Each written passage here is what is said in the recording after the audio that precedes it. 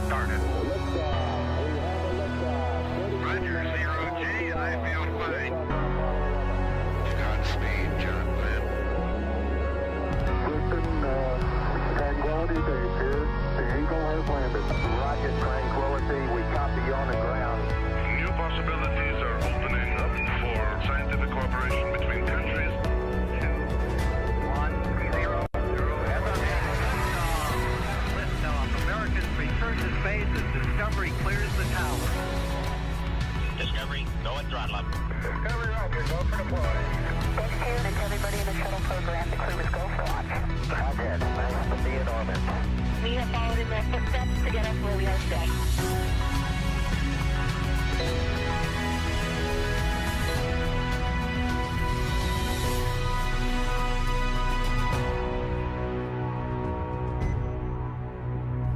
Good afternoon and welcome to our live coverage of the NASA SpaceX CREW-9 mission as it returns to Earth. Dragon Freedom departed the International Space Station at 1:05 a.m. Eastern.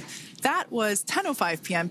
Pacific time on March 17th for those of us here in California. On board CREW-9 are NASA astronauts Nick Hague, Suni Williams, Butch Wilmore, and Roscosmos cosmonaut Alexander Gorbanov. And they are now on their way to the targeted splashdown site off the coast of Tallahassee, Florida. My name is Kate Tice, Senior Quality Systems Engineering Manager here at SpaceX. And joining me today from NASA Communications is Sandra Jones. Thanks, Kate. It's always such a pleasure to be here. Upon departing the International Space Station, Dragon underwent a sequence of departure burns.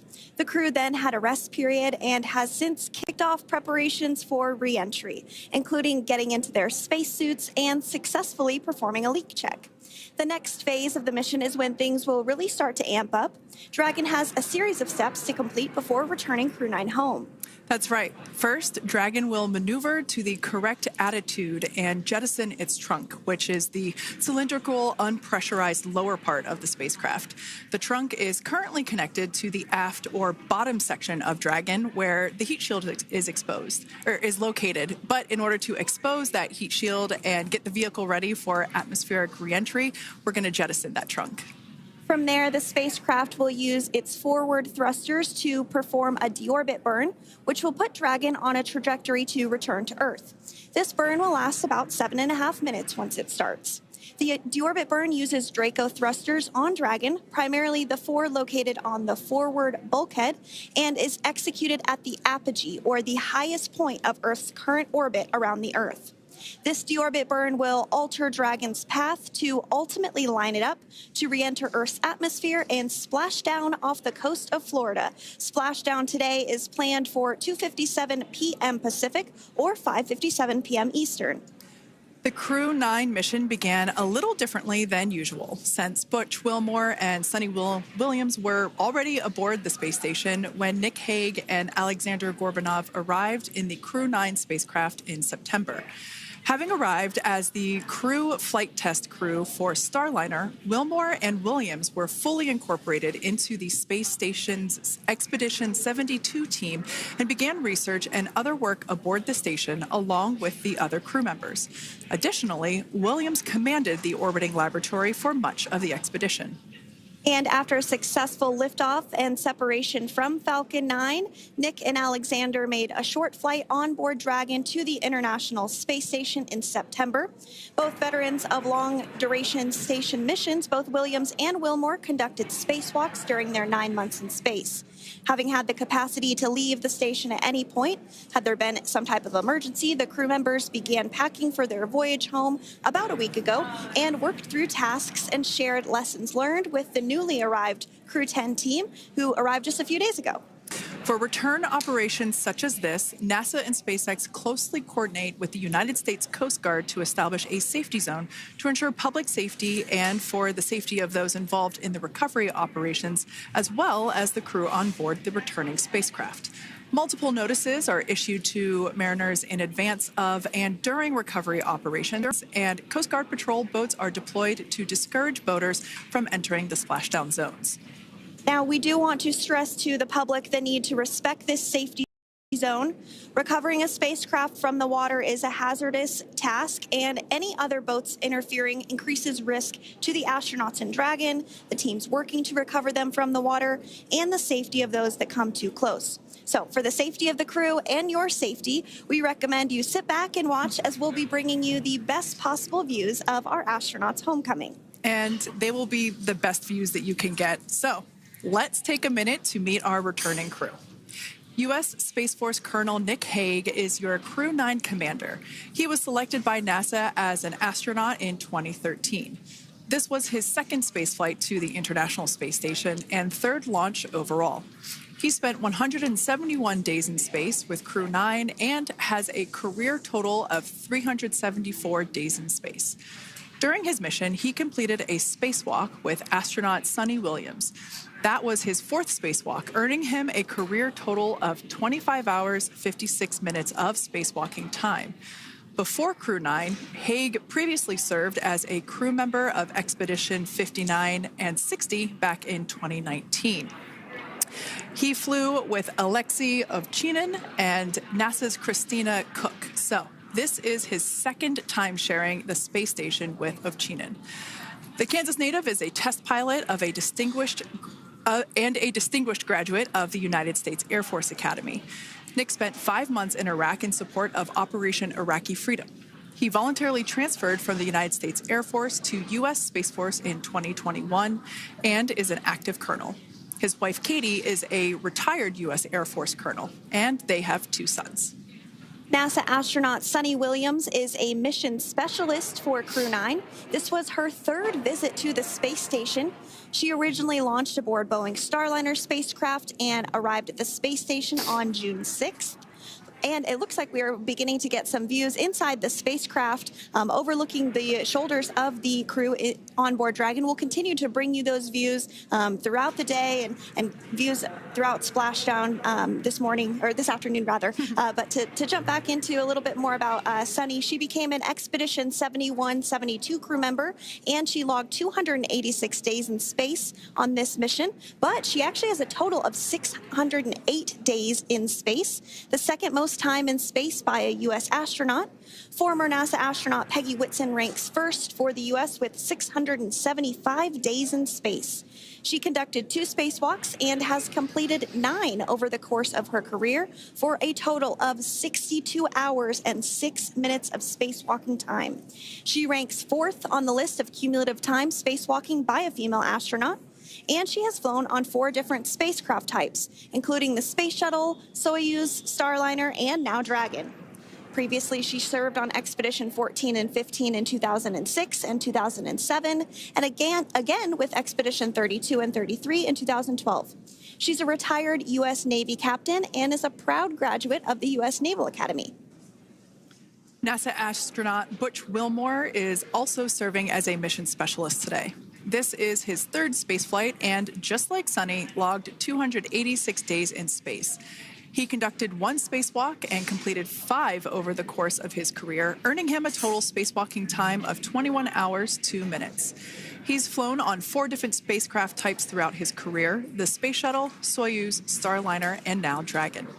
Previously, the Mount Juliet, Tennessee native served on STS-129 in 2009 and Expedition 41 and 42 from 2014 to 2015.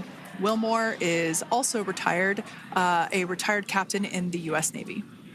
And Alexander Gorbanov is a 3rd mission specialist serving on today's mission.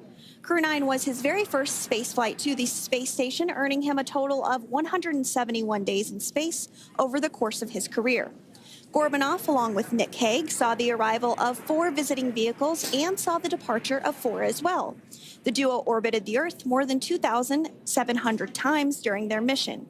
Before his cosmonaut selection in 2018, Gorbanov worked as an engineer for a rocket space corporation and helped support cargo spacecraft launches from the Baikonur Cosmodrome in Kazakhstan. To prepare for upcoming events, Dragon is currently doing a couple of things autonomously. First, it's isolating the thermal control system fluid loops from the radiator. This system is what will help keep the internal temperature of Dragon very comfortable for Nick, Sunny, Butch, and Alexander during the re-entry phase. Dragon is also initiating separation of the claw mechanism, which will terminate data, power, and fluid connections between the spacecraft and the trunk in preparation for that trunk separation that I mentioned earlier. Now, as we saw before, we are hoping to get more views inside of the Dragon capsule. We will bring those, of course. We want to see more of our 4 crew members. But now a bit more of the Dragon Freedom capsule. It has flown on several missions for NASA. It first launched April 27th, 2022. To the International Space Station on NASA's SpaceX CREW-9 mission. It was subsequently used for 2 private spaceflight missions to the space station for Axiom Space, Axiom Mission 2 in May 2023, and Axiom Mission 3 in January of 2024. And of course, CREW-9 launched last year, is September 28th. So yeah, a little bit about the Dragon Freedom capsule. Here, a view that we have once again between the shoulders of Commander Nick Hague, who is on the left-hand side of your screen there, and Mission Specialist Alexander Gorbanov there on the right. That's right, Kate. And the next major milestone that we're looking ahead towards this afternoon is claw separation. We're targeting that claw separation at 2:05 p.m. Pacific time this afternoon, so less than 10 minutes from now. Continuing to get some views inside Dragon Freedom. To the far left there is NASA astronaut Butch Wilmore. And as you can see, the crew is suited up in their space suits. They are suited up in what we call dynamic phases of flight. So when they launch, when they dock, when they undock, when they return back for splashdown. We might hear some call outs on the loops about putting their visors down. That will happen just prior to deorbit burn. And you'll hear us pause when some of those communications happen. That's because we want to make sure that we are relaying the best information to you all, and so that you hear it as well. So if you do hear us pause, that is what we're doing. You also see they have their on there, and I know the gloves are pretty unique on the Dragon spacesuits, right? They're custom created? Yes. The spacesuit overall is custom fit for each astronaut. These gloves enable usage of the touchscreen panels that they have in front of them. We can't see it from this view, but that view we saw earlier between Alexander Gorbanov and Nick Hague, that is a touchscreen. It allows the crew to monitor everything that Dragon is doing along with those tablets that they have there on their legs. So yeah, the spacesuit itself is intended to act as a mini spaceship, if you will, as once the visors are closed, it is able to maintain a pressure in the unlikely event of a depressurization event for Dragon. So there we can see those screens I was talking about. So there in the center, we've got the location tracker, as well as on the left-hand side, it's mapping out the operations that Dragon is executing. The crew has to remain well informed of all these things that Dragon is doing autonomously. That basically means that Dragon is flying itself. The crew has the ability to gain control of the capsule if necessary, but the capsule is essentially going to bring itself home. But of course, in order to be familiar with Freedom, SpaceX, deorbit sequence start in 5 minutes. Freedom capsule. And so we did hear that call out for the deorbit sequence start to begin here in 5 minutes. That call from the ground came from the core, or Crew Operations Resource Engineer here in Hawthorne, Mission Control just behind us. And that went up to Commander Nick Hague. He's going to be doing the majority of the communications during the flight downhill today through Splashdown, and they'll be communicating with the core all along the way. Now, we did mention that they are flying on Crew Dragon Freedom. The naming of spacecraft has gone all the way back to the very beginning of this human spaceflight program. This is a nod to Alan Shepard naming his spacecraft Freedom 7 during the Mercury program. And so the crew that first flew up on Freedom a few years ago had the opportunity to name this this Dragon, and they named it Freedom. That was Crew-4 that was the first flyers on this spacecraft. It's also flown for Axiom Mission 2 and 3, and then, of course, today for Crew-9 as well. Yeah, actually, fun fact about this particular capsule, of those 4 missions that Sandra just mentioned, we have seen daytime splashdowns for 2 of those. Today will mark the third daytime splashdown. So there's something lucky about this particular capsule that gets daytime splashdowns. Nighttime is great because we can see even more clearly the capsule streaking through, but I personally love the daylight views because we really get even better views of the recovery team operations during that phase of the mission.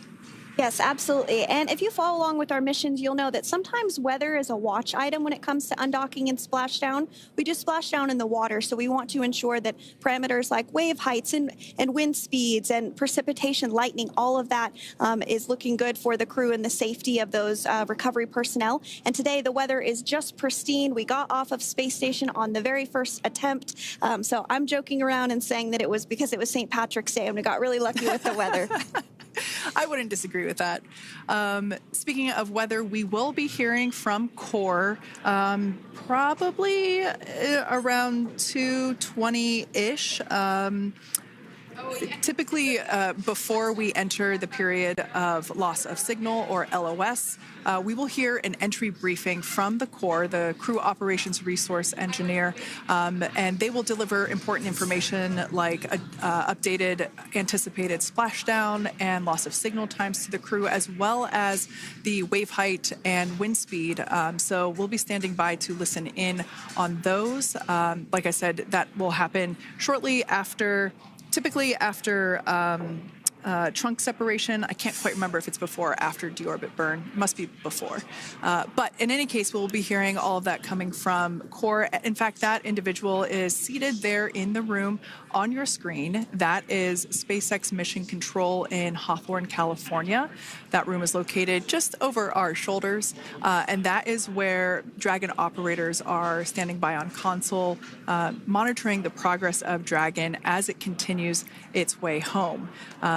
It's been, at the point of splashdown, it'll be about 17 hours since Dragon undocked from the International Space Station.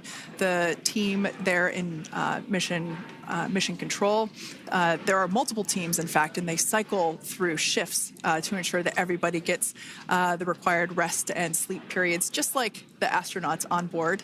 And that Crew Operations and Resource Engineer is seated there in the room, and that, like Sandra said, is the primary voice that we'll be hearing communicate from the SpaceX team to the crew on board.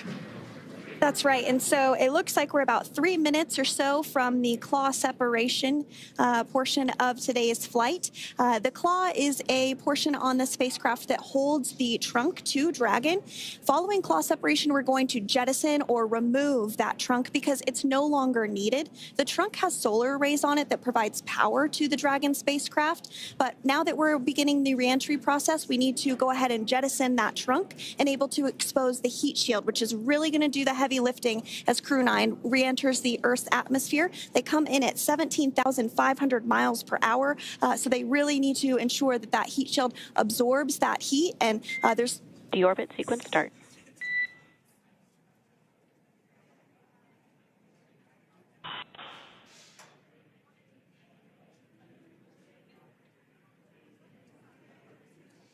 And so we did just get communications there that the deorbit sequence start has begun. So here in just a couple minutes from now, we expect to hear information or a call back about the claw separation having begun. And again, that kicks off that trunk separation portion that I was discussing to remove that, expose the heat shield, and then eventually we'll have the deorbit burn. And we'll continue to walk you through all of these milestones as we approach them ahead of our splashdown at 2:57 p.m. Pacific time this afternoon, off the coast of Tallahassee, Florida. Yeah, we're very excited to bring the Crew-9 crew home. Sandra, we were talking about the trunk separation. That trunk is on a trajectory that will re-enter in the atmosphere and break up upon that re-entry. The heat shield itself is one of my favorite parts of the Dragon capsule. It is the workhorse of the re-entry phase. It will work to protect the Dragon capsule and the crew members on board during the re-entry phase as the temperatures outside of the capsule build up to, I believe, about 3,000 degrees Fahrenheit in excess of. And meanwhile, the interior of Dragon stays a very comfortable temperature. That heat shield does a lot of the work, and we'll see that plasma build up on the exterior of the capsule. As a result of the plasma that builds up, we will lose communications with the crew. This is known as loss of signal, or LOS. This is roughly a 10-minute period on average, even less than. I believe today it is probably about 6 or 7 minutes long. It kind of depends on the mission, and it happens for every Dragon capsule that re-enters the atmosphere. Due to that plasma buildup, we're not able to communicate or command the capsule, so we stand by while we wait to regain communication after we pass through that period of loss of signal and get what's known as AOS, or acquisition of signal. Continuing to stand by for claw separation, and then we'll look towards trunk separation. It'll be just about a minute or so after that. That happens pretty rapidly in succession. Some of our milestones will take a little bit longer throughout the day. For example, we will have a deorbit burn after that will take about 7.5 minutes and helps get Dragon set up in the right trajectory to splash down in the Gulf off the coast of Florida. So continuing to stand by for claw separation.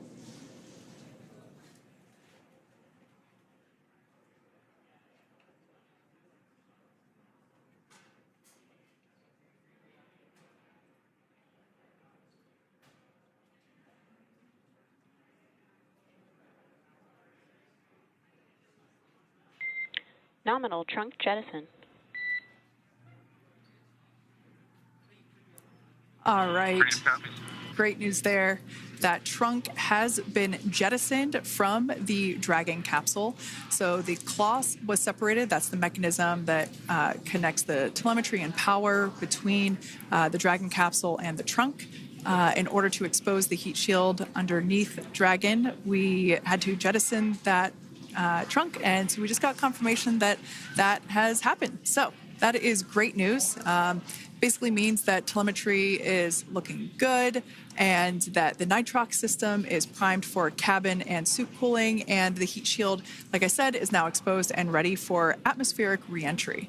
The trunk served its purpose by gathering energy from the sun through its solar cells and converting that to battery power.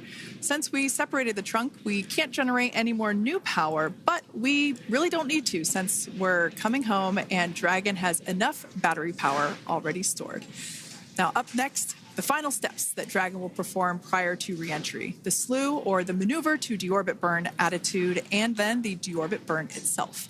This deorbit burn is the last time that the forward Dracos, which are the 4 thrusters located on top of the spacecraft under the nose cone, it's the last time that they will ignite. The deorbit burn will place Dragon on a precise trajectory to return to the splashdown zone off the coast of Florida, off the coast of Tallahassee, Florida, and that will last about 7.5 minutes once it starts. And so deorbit burn is targeted for 2:11 p.m. Central Time, so about 2 minutes from now. As we mentioned, it's going to last about 7.5 minutes, again, helping to get Dragon into the precise trajectory to ensure that splashdown occurs in the area that was calculated and where the recovery team is already in place, ready to support splashdown operations today. The recovery vessel Megan is the ship that is going to be utilized today, and we also have what is called fast boats that go out first to check the spacecraft and make sure everything is looking good before the recovery vessel Megan approaches. So that whole recovery process takes about an hour, I would say, from the time the crew splashes down to the time they're on the boat and the crew gets out of the capsule. And we'll continue to bring you live coverage through every step of the way today as CREW-9 returns home. Indeed. Now, let's take a little bit of a closer look at Dragon. One of the great things about being close to the space station is that we can use space station cameras to look at Dragon. But now that Dragon is on its way home, we don't have those external cameras. So here's an animation of what the capsule looks like. We've got the pressurized section, the capsule on the top, and the trunk or the unpressurized section on the bottom. That's where those solar panels that we manufacture in-house are located, soaking up the energy from the sun and turning it into power for the capsule. At the very top of the capsule is the nose cone. That is where the Dracos, the forward Dracos, are located. That nose cone is currently open, not closed like we saw in that animation. Once we get through the final maneuverings for the re-entry phase, we will close the nose cone capsule just before Dragon begins its atmospheric entry to protect that forward hatch there located along with those forward Dracos. So go ahead. Oh, that's right. I was going to mention that the nose cone does open shortly after launch, and it remains open the entire time that Dragon is docked to the International Space Station. So as an example for this particular spacecraft, Freedom, since September when it docked to the International Space Station, remains open that entire time, and here shortly it will close for the very first time since September.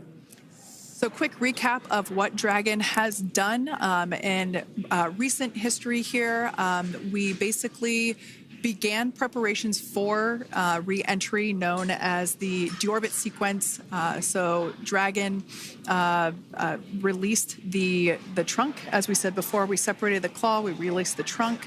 It next will slew to the deorbit burn attitude. Slew basically meaning maneuver, so it will position itself correctly to execute that deorbit burn. We want the heat shield side to be facing forward, or first, if you will. We want that to be the leading edge of the Dragon capsule, as that heat shield is meant to basically be an ablative material for the heat that it will incur.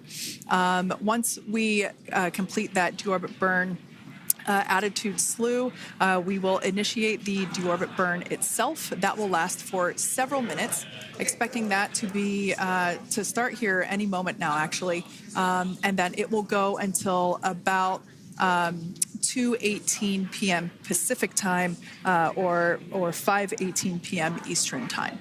And I did hear confirmation that deorbit burn is underway. As we mentioned, it's about a 7.5-minute burn. So within the last 10 minutes, Dragon has jettisoned its trunk and initiated the deorbit burn just seconds ago. As mentioned earlier, for those operations, NASA and SpaceX closely coordinate with the United States Coast Guard to establish a safety zone to ensure public safety and for the safety of those involved in the recovery operations, as well as the crew on board the returning spacecraft. Multiple notices are issued to the mariners in advance of and during recovery operations, and Coast Guard patrol boats are deployed to discourage boaters from entering the spacecraft, the splashdown zones. So we do want to stress to the public the need to respect this safety zone. Recovering a spacecraft from the water is a hazardous operation, and any other boats interfering increases the risk to not only the astronauts in Dragon, but the teams working to recover them from the water and the safety of those that may come too close. So for the safety of the crew, which you see there on your screen, your safety, we recommend you sit back and watch as we'll continue to bring you the best possible views of our astronauts' homecoming. Yeah, as I mentioned earlier, this deorbit burn is the last time that we will utilize our 4 forward Draco thrusters. Forward basically meaning at the top of the Dragon capsule. Dragon Freedom has not yet entered the Earth's atmosphere. This deorbit burn is what will line the vehicle up and put it on its final trajectory to the landing site right off the coast of Tallahassee, Florida. So basically, it is the last burn that the Dragon spacecraft executes and is what really locks it in for that precise landing. As you can see on your screen right now, Nick, Sunny, Butch, and Alexander are using their screens to keep tabs on the burn duration, the Draco firings, and trajectory details such as entry angle, spacecraft perigee, and how much distance remains until deorbit burn termination. As I mentioned earlier, Dragon is flying itself. So all the crew has to do is stay strapped into their seats and keep tabs on things. Although I must say, if I had one of those window seats, it would be pretty difficult to restrain myself. Now, with Nick, Sunny, Butch, and Alexander ready to deorbit and splash down back on Earth, they will be heading to one of 8 targeted sites supported by SpaceX and NASA. All of these sites are located off the coast of Florida, either in the Gulf of America or the Atlantic Ocean. Spreading the supported sites across multiple locations helps maximize the return opportunities for this mission and future crews, lowering the chance that we'll have to wave off due to bad weather. For those of you following along, you'll know that today's splashdown marks our final Dragon recovery on the East Coast. After 6 great years of successful recovery operations off the East Coast, we'll be moving all Dragon recovery operations back to the West Coast. And as always, NASA and SpaceX jointly select our splashdown location. And for today, the prime recovery site is off the coast of Tallahassee, Florida. The selection process works with a lot of different variables, including the space station's orbital trajectory or path that it follows, what landing sites are available and have favorable weather, how much free flight capability Dragon has for the trip home, and the sleep schedules for the returning crew members, as well as, of course, the big one, the weather. We'll start with calculating daily return options based off of the space station's current orbit and Dragon's capabilities to maneuver and line up for re-entry. The time from undock to landing at the primary site can vary from less than 6 hours to more than 39. Getting home the quickest comes with some obvious benefits, but we always have to make sure the crew is properly rested for dynamic operations, preventing us from scheduling 20-plus hour days for them, of course. Trajectory and ballistic experts provide the daily opportunities that would line up Dragon with the 7 landing zones and split them into what we call ascending and descending opportunities. Dragon uses its Draco thrusters after leaving station to execute a series of altitude-lowering maneuvers and to line up with the selected primary site. It can also change to different alternative sites while in a free flight if sudden weather moves in that we may need to avoid. So, as we mentioned, weather is something we're constantly looking at, making the final call to proceed about 2.5 hours before the crew undocks. So, for the CREW-9 return, we looked at a number of weather items. Some of the obvious ones are no rain or a chance of lightning in the recovery zone, both for the safety of the crew inside Dragon and the recovery teams in the water. And we're also looking for wind speeds to be less than 15 feet per second or about 10 miles per hour, and relatively calm seas so that we can safely execute recovery operations, which includes landing a helicopter on the recovery ship to fly Nick, Sunny, Butch, and Alexander back to Florida. Once Dragon began flying today, we had a number of additional checkpoints to either proceed towards the primary site, head to the alternate, or select a new zone based on real-time weather data. These checks happened all the way up until we were in the final hours before the deorbit burn, which has just about a minute or so left in it. And this is the last burn in the trip home that commits Dragon to re-entering the Earth's atmosphere. Now, we are currently waiting to conclude the deorbit burn. We've got less than a minute until that finishes. We will expect to hear a call out for nominal burn, which will confirm completion of that deorbit burn for Dragon Freedom. We can see images there from the touchscreen display panels that the crew utilizes in flight. We can see the visualization of exactly which one of the 4 forward Draco thrusters are firing. That's why you have kind of like a strobe effect there.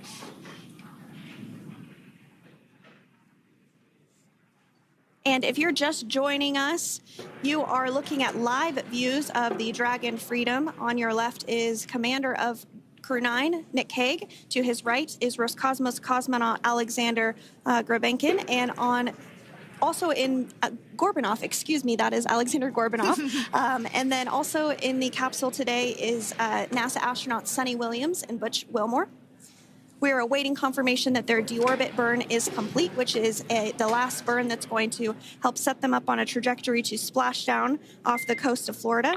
Deorbit burn complete. Performance nominal. Nose cone closure initiated. Freedom copies. All right, excellent news there. We heard the words we were looking for, nominal burn. So that means that deorbit burn was successful and nominal, meaning as expected. And we're now beginning to close the nose cone in preparation for atmospheric reentry. So in the background, Dragon is currently inhibiting those forward bulkhead Draco thrusters that we just used to complete the deorbit burn, ensuring it's safe to latch the nose cone shut for reentry. Also, the vehicle has initiated the nitrox suit purge, which will help keep Nick, Sunny, Butch, and Alexander cool and comfortable during reentry, which is coming up in about 20 minutes from now. At this point, the nose cone is closing and protecting the forward hatch for reentry, and the crew are using their screens to continue to monitor the locking of the nose cone, which is done by a set of hooks. And as we mentioned earlier, that nose cone has remained open since September, so this is the first time it's closing in a few months. Yeah, that's absolutely right. Now, we will be expecting, as I mentioned before, an entry brief from SpaceX CREW. Again, that's the Crew Operations Resource Engineer who is seated in that room that you see there on your screen. That entry brief will provide updated times for anticipated splashdown as well as the loss of signal or period of LOS. And that briefing will also give us information such as wind speed and wave height at the expected splashdown location. But all in all, everything has been great today. All events have been executed on time as expected, and we are looking forward to a splashdown of the CREW-9 crew at about 5:57 p.m. Eastern Time or 2:57 p.m. Pacific Time. Between now and then, things are going to start moving quite quickly. In fact, if anything, this will have seemed like the slower part of the reentry phase. We're going to go through, like I said, that period of loss of signal or LOS. That period is a few minutes long where we are unable to communicate or command the capsule due to the plasma that builds up on the exterior of the capsule. That period, like I said, lasts for a couple minutes.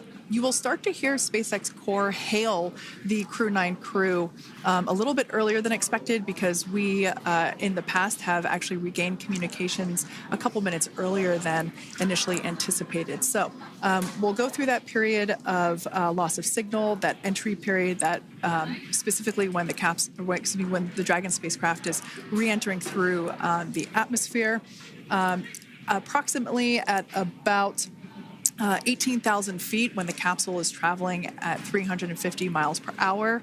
We will see our first views of parachutes for the day. It's one of my favorite moments of return sequences is when we get to see the drogue parachutes. We'll see the drogues come out. Those drogues will help slow the vehicle down to about 119 miles per hour. And then that is when the main parachutes will come out from the Dragon spacecraft and then ultimately end in splashdown.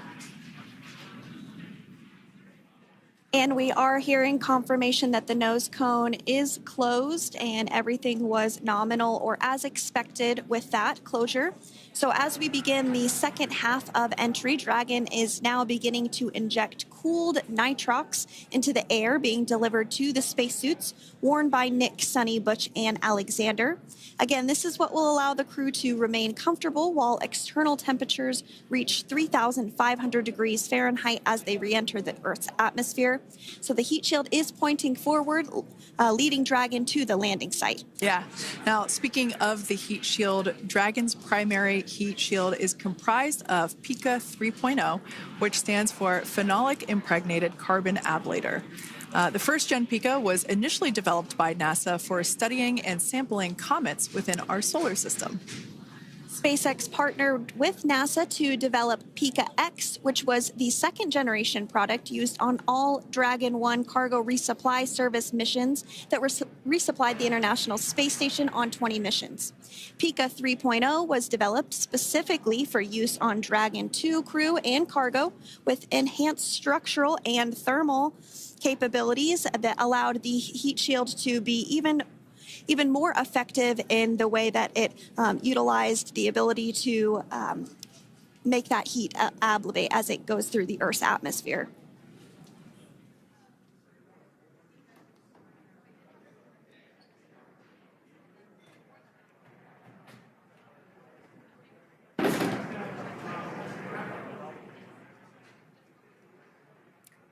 The remainder of Dragon is composed primarily of a SpaceX proprietary ablative material. It's another class of thermal protection which is lighter weight versus Pika and protects the underlying composite structure during reentry to ensure the structural capabilities are maintained.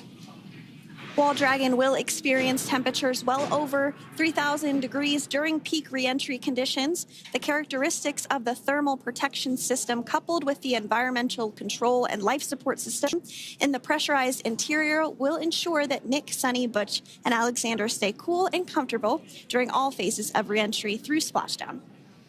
Now, if you've just recently joined us, we hope to regain views of our crew members inside Dragon Freedom, but we don't have those available at the moment due to ground station coverage. So we will bring those back to you as soon as we can. Now, after Dragon Freedom has re-entered the Earth's atmosphere, a series of parachutes will deploy to slow the crew's descent. First will be the 2 drogue parachutes, followed by the 4 main parachutes, and those will guide Dragon to its first contact with Earth since it launched back in September. Dragon will automatically deploy these parachutes when different pressure and positioning sensors on the spacecraft detect that they're at the right speed and altitude. Vehicle velocity at drogue deploy is approximately 350 miles per hour, and they deploy at about 18,000 feet. Now, when the vehicle velocity at main deploy is approximately 119 miles per hour, and they deploy at about 6,500 feet. When Dragon splashes down in the water, the vehicle velocity will be about 16 miles per hour, so you can really see how those parachutes help to slow down the crew inside the capsule. The highest G-load the crew is expected to experience today is about 3 to 5 Gs.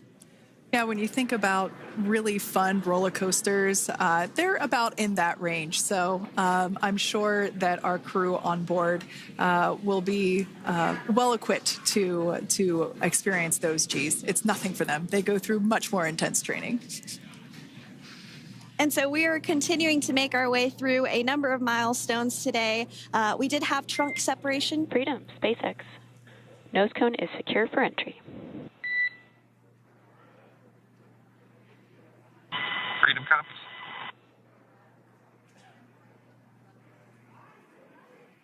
All right, great news there. That tells us that the final physical configuration change for Dragon is complete. We have closed that nose cone. This is the last physical change that Dragon undergoes prior to re-entering the Earth's atmosphere.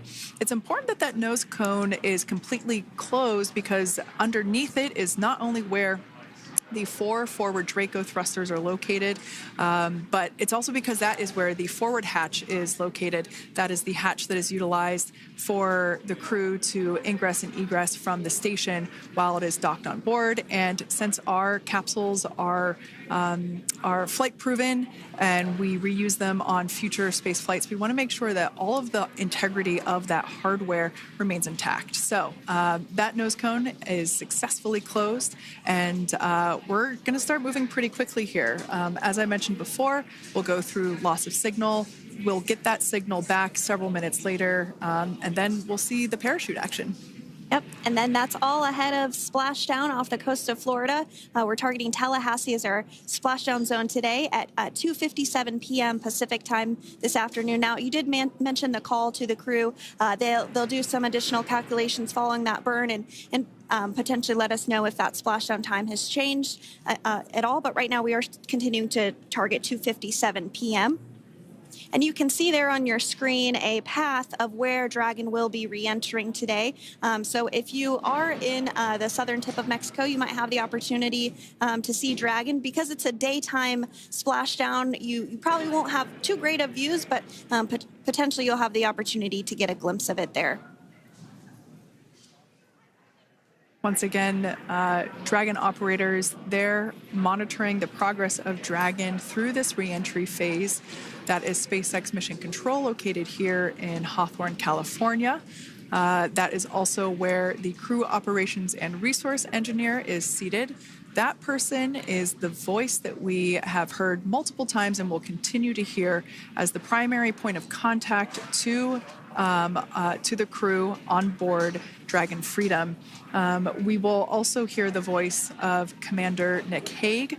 Basically, after we hear the Corps communicate something, we will hear Nick Hague indicate that they copy, that they heard the message well, some sort of recognition that the message was received. And if you joined us yesterday for our coverage during the undocking, we were communicating through something that's called a big loop. We do that when we're in integrated operations with the International Freedom, SpaceX, for entry sequence. Report when ready to copy. Ready to copy. All right, I've got some updated times for you. Our comm blackout start time is 2144. Our comm blackout end time is 2151. And our splashdown time is the same per your displays, 2157.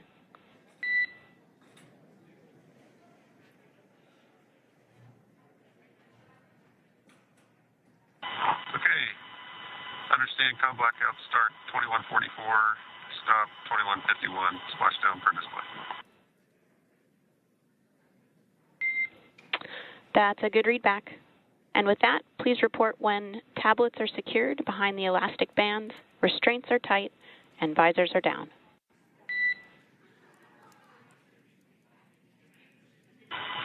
And copy, Wilco.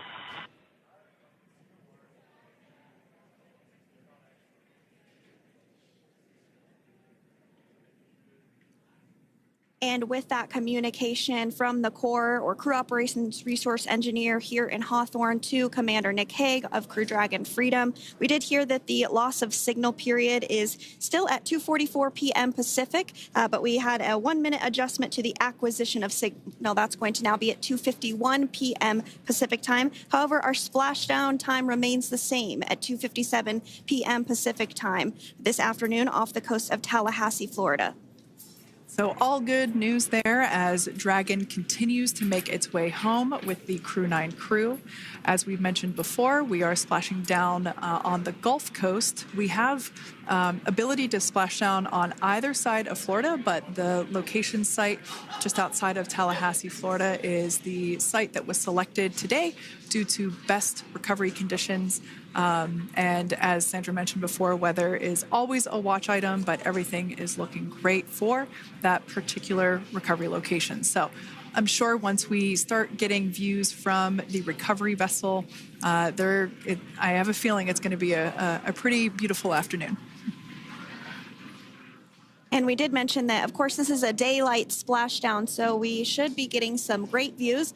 We do have a couple of spacecraft called the WB-57, which are high-altitude planes that NASA utilizes during splashdown operations. Those are en route and going to be tracking the capsule as it makes its way through the atmosphere and should be providing some good views for us.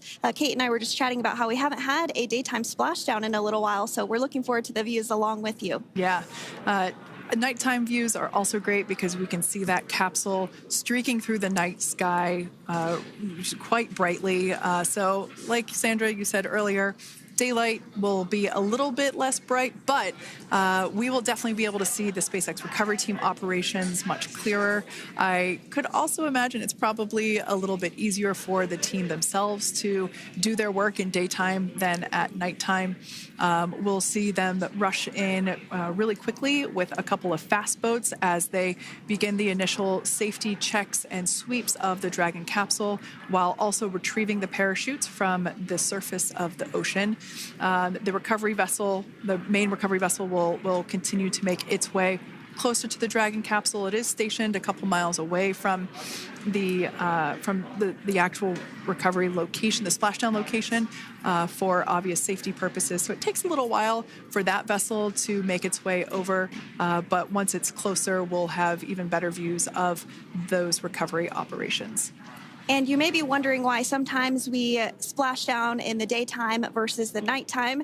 And believe me, we would all love for these operations to happen during regular daytime working hours. But unfortunately, orbital mechanics just doesn't quite work out that way. So it has to deal with the location of the International Space Station, as well as where the splashdown zone is on Earth and that trajectory, as well as the phasing. So as we mentioned earlier, sometimes we have phasing as short as 6 hours, sometimes in excess of 30 plus hours. It just depends on where the targeted area is that the capsule is going to splash down. So today's phasing has been 17 hours since undocking occurred at 10:05 p.m. Pacific yesterday evening for us here in Hawthorne. Early wee hours for folks on the East Coast and other areas of the United States. Yeah, but regardless of whether it's daytime or nighttime, the SpaceX recovery team has trained and practiced and rehearsed for it all. So regardless of daylight, they are really efficient with those operations. And but like you said, Sandra, it has been a minute since we have seen a daytime splashdown on a NASA SpaceX Crew mission. The last daytime recovery was on CREW-9, which was the debut flight for the capsule flying today, the spacecraft known as Dragon Freedom. And so, yeah, kind of a fun fact there in terms of the timing of that daylight splashdowns. Once again, standing by for more communication with the crew. The next event that we have coming up is the start of that period known as loss of signal. That is the period still expected at 2:44 p.m. Pacific time. This lasts for several minutes while the capsule is making its way through the Earth's atmosphere, the heat shield located at the bottom of the capsule, really doing all the work at that point in time in terms of using the atmosphere to slow the capsule down from its orbital speeds of 17,500 miles per hour. Our tablets are secure, restraints are tightened, visors down. We are configured for entry. Freedom, I copied. Tablets are secured, restraints are tight, and visors down.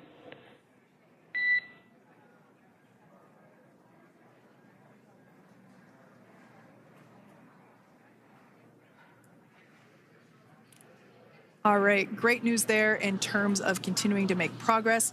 That back and forth communication we heard was just letting Core know that per their instructions, CREW-9 has now put away everything that was necessary in order to begin the re-entry, including those tablets that were located on their legs. Those are now stowed away.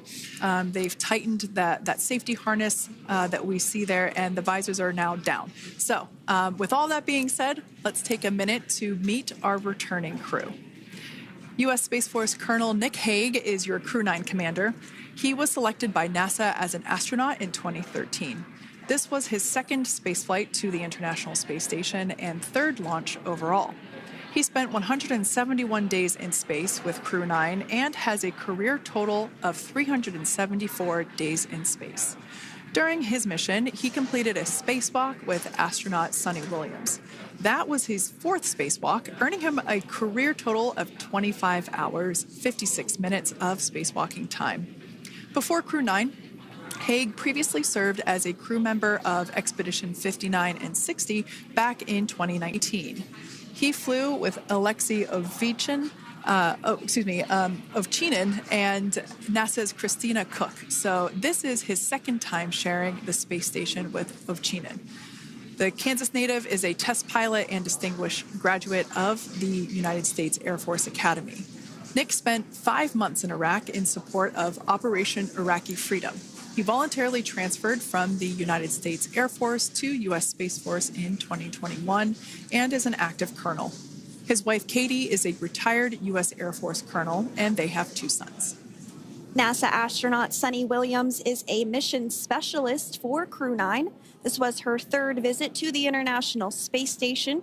She originally launched aboard Boeing Starliner spacecraft and arrived at the space station on June 6th. Following the agency's decision to return Starliner uncrewed, she became an Expedition 71 and 72 crew member, where she logged 286 days in space on this mission. But Suni has a total of 608 days in space, the second most time in space by a U.S. astronaut. 5 minutes until predicted comm blackout. We'll see you on the other side at 21:51.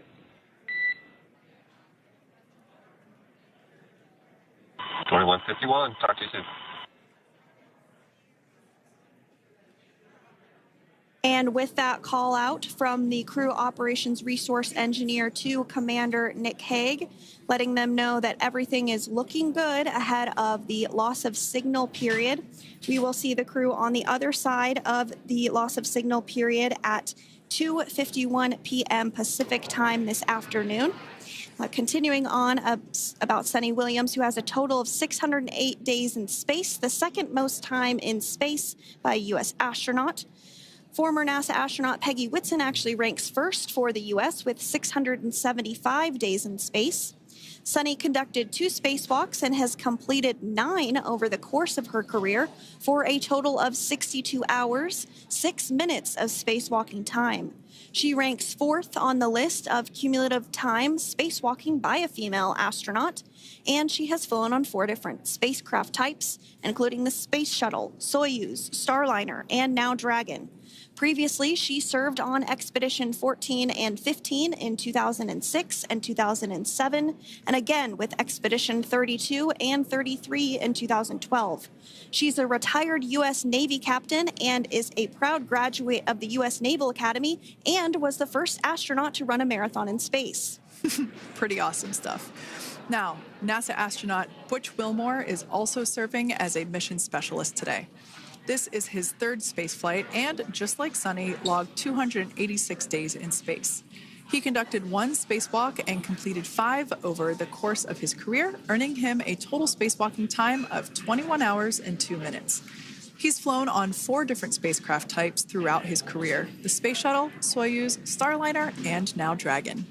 Previously, the Mount Juliet, Tennessee native served on STS-129 in 2009 and Expedition 41 and 42 from 2014 to 2015. Wilmore is also a retired captain in the U.S. Navy. Next up is Alexander Gorbanov, who is a 3rd mission specialist serving on today's mission. CREW-9 was his first space flight to the space station, earning him a total of 171 days in space over the course of his career. Gorbanov, along with Nick Hague, saw the arrival of 4 visiting vehicles and saw the departure of 4 as well. The duo orbited the Earth more than 2,700 times since September. Before his cosmonaut selection in 2018, Gorbanov worked as an engineer for a rocket space corporation and helped support cargo spacecraft launches from the Baikonur Cosmodrome in Kazakhstan.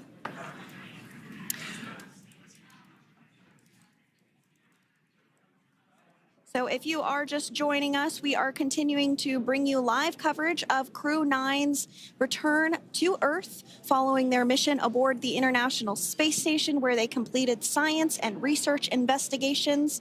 We are targeting splashdown off the coast of Florida at 2:57 p.m. Pacific time. The next major milestone that we'll look ahead towards is what we call loss of signal, or LOS, when we won't have communications with the crew because they will be re-entering the Earth's atmosphere.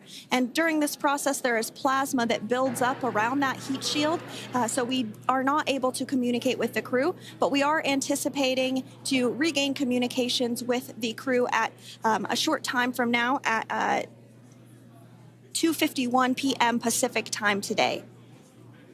As we said before, everything continues to look good for the return of the CREW-9 team.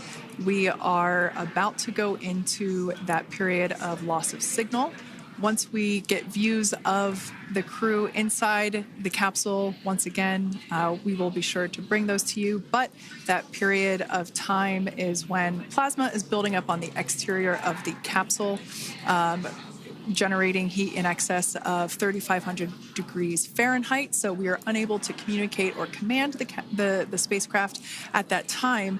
And that includes, unfortunately, video feeds as well. So as soon as we get the views back inside Dragon, we will bring those to you. But until then, we are going to stand by and continue to monitor the progress of Dragon. Like Sandra just said, we are anticipating the blackout period to begin at 2:51 p.m. Pacific time, 5:51 p.m. Eastern time. This will last for several minutes. It's not super exact, even though we are predicting acquisition of signal, or AOS, to come back at 5:51 p.m. Eastern time.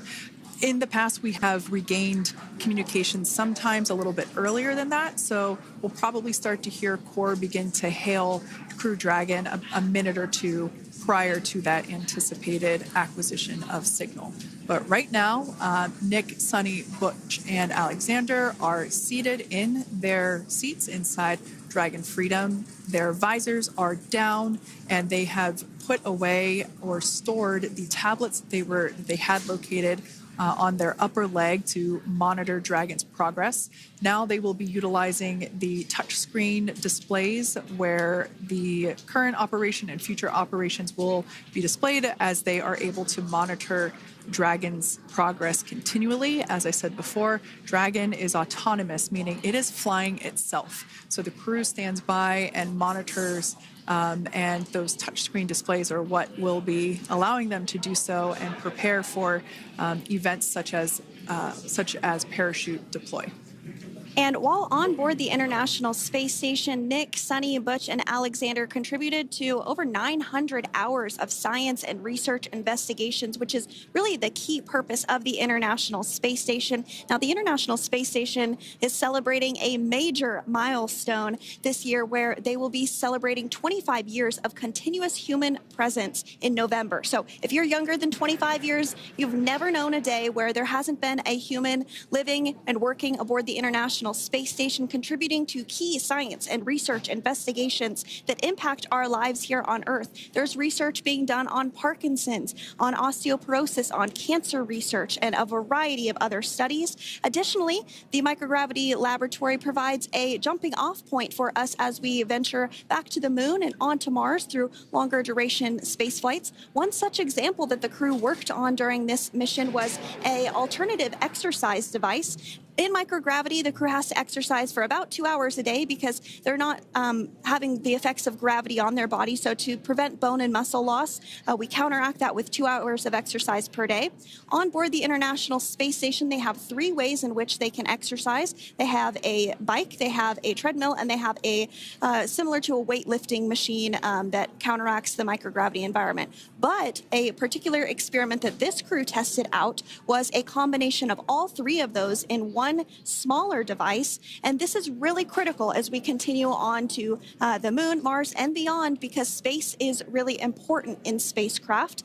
So if we have something smaller that the crew might be able to utilize, that can potentially help us venture out even further into the solar system. So science is really the name of the game when it comes to the International Space Station. Some of the other science highlights that took place during this increment that are particularly interesting to me was we had the first wooden satellite that was deployed. This is a study to see if other materials might be more resourceful or renewable in space. So I'm really excited to see the results of that one as well. Additionally, we had a couple of spacewalks that took place to not only provide maintenance to the International Space Station, but also where we swabbed the outside of the space station near vents to see if any microbes that we all have microbes on us, to see if any of those could survive in the harsh environment of space, which again is very important for us to know and understand as we continue to the moon, Mars, and beyond. Very exciting stuff. Now, at this point, we have now entered the communications blackout period for the Dragon spacecraft. This lasts approximately 7 minutes due to plasma formation around the spacecraft itself.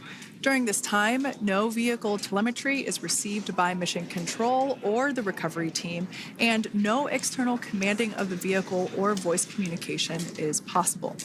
But as a reminder, Dragon is designed to fly itself. During reentry, the vehicle will be slowing down from orbital velocity, which is approximately 17,500 miles per hour. The top temperature that Dragon will experience upon reentry is 3,500 degrees Fahrenheit. This blackout period, as I said before, we expect it to last about 7 minutes today, concluding at 5:51 p.m. Eastern Time or 2:51 p.m. Pacific Time. We, right there, have our first view of Dragon Freedom coming home to Earth. And that view is from the WB-57, which is one of NASA's high-altitude planes that is tracking. Now, because of the way that this camera is configured, it does look like it is dark, but it is indeed daytime, and you're beginning to see that plasma trail as Dragon re-enters the Earth's atmosphere. All of that is expected. We are anticipating an acquisition of signal around 2:51 p.m. Pacific Time, so just minutes from now, and you may hear the Corps begin to hail out or call Dragon for communications and see if we can potentially get communications with them a little bit earlier. Following this, we'll have two events in rapid succession. We'll have the drogue parachutes deploy at 2:53 p.m. Pacific, followed by the mains just 1 minute later at 2:54 p.m. Pacific Time, ahead of a splashdown at 2:57 p.m. Pacific Time off the coast of Tallahassee, Florida.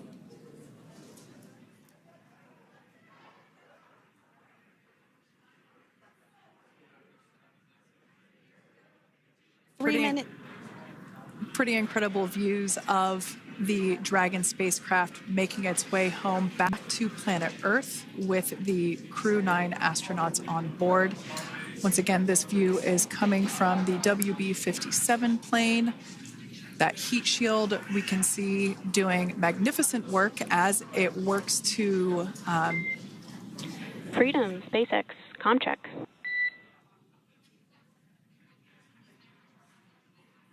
All right, we're going to start hearing the SpaceX Crew Operations Resource Engineer.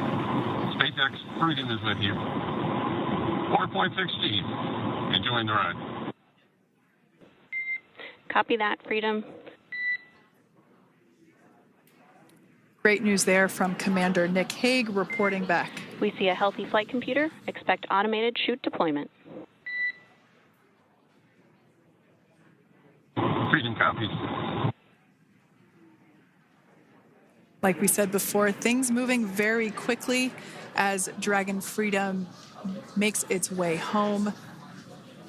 Next event coming up will be deployment of the drogue parachutes. This occurs around 18,000 feet. GPS has converged. Expect nominal altitude for drogue chute deployment.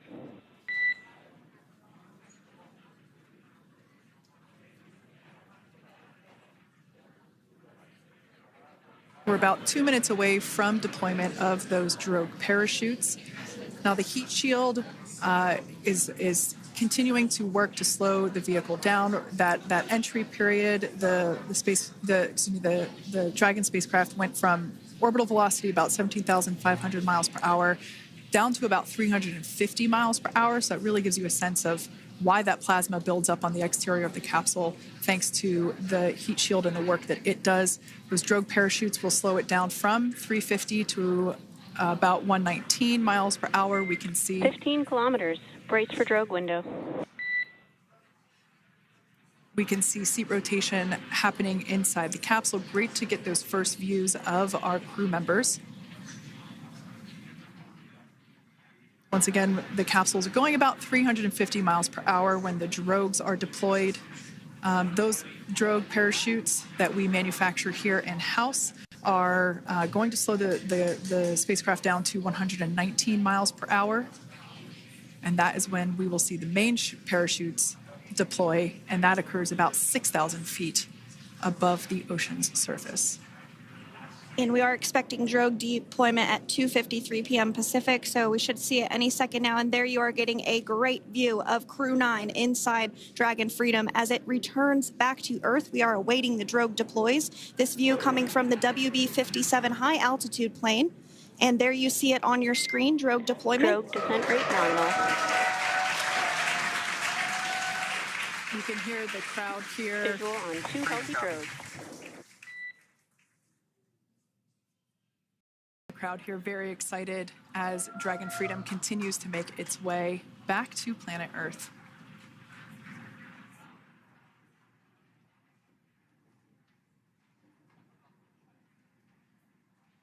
Next up, we'll stand by for the main deployment of the parachutes. The mains are quite a bit larger. You'll be able to notice the difference on your screen once they deploy, and they continue to ensure that the Dragon spacecraft slows down even further. As we mentioned, Freedom will be traveling 16 miles per hour when it splashes down off the coast of Tallahassee, Florida, here at 2:57 p.m. Pacific time this afternoon. And there we go. We have visual on 4 healthy mains. That view was from inside. Freedom copy. That view was from inside one of the buckets where the parachutes are located. So we see a great view there of the reefing on those parachutes. And as those main parachutes begin to inflate fully, 4 beautiful, healthy mains. Now awaiting visuals of Splashdown. Freedom, 1,000. We'll start to hear Commander Nick Hague. Copy, 1,000. As we heard right there, Commander Nick Hague will be calling out the altitude of the Dragon capsule from here on out. Landing in water is simpler and provides more margin against unlikely parachute issues. You can see those parachutes continuing to slow the Dragon capsule down. And if you're just joining us, you're looking at 800 meters. a live view of Crew-9 just minutes away from splashing down off the coast of Tallahassee, Florida. Splashdown 2 minutes from now at 2:57 p.m. Pacific. We do have 4 healthy mains really doing the job there. Just breathtaking views of a calm, glass-like ocean off the coast of Tallahassee, Florida. Crew-9 just minutes away from splashing down. This is really such an incredible shot. Copy, 600. That was a live view from our recovery vessel, Megan, which is stationed a couple miles away from the splashdown site. We can see the crew there using their restraints as resting places for their arms. They were just in space moments ago, so their arms were able to float freely. 400 meters. This is a gorgeous bluebird day here that we have for the splashdown of Crew-9. It's incredible to think that the Dragon capsule just minutes ago was going over 17,000 miles per hour and now gently coasting to a soft splashdown. 200. Copy, 200 meters. Brace for splashdown.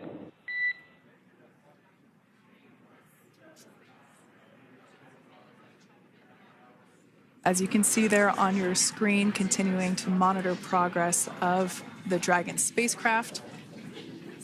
And we're going to stand by for splashdown, located in the Gulf of America, off the coast of Tallahassee, Florida.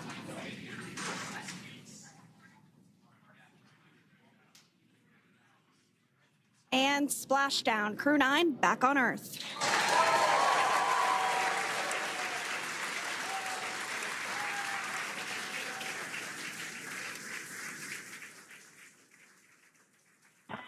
And SpaceX Freedom, Splashdown.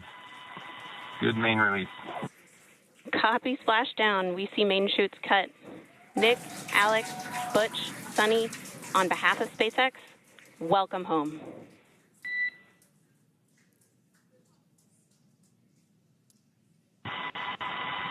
It is an amazing, what a ride. I see a capsule full of grins ear to ear.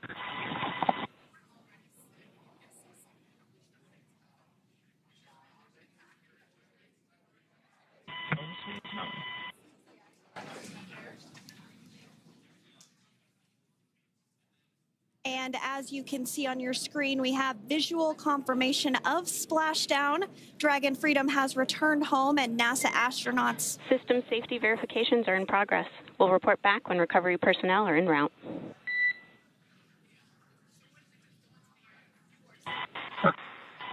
Understand. And we're in section 2, 4.800 landing response. And looking for your word on if it is necessary.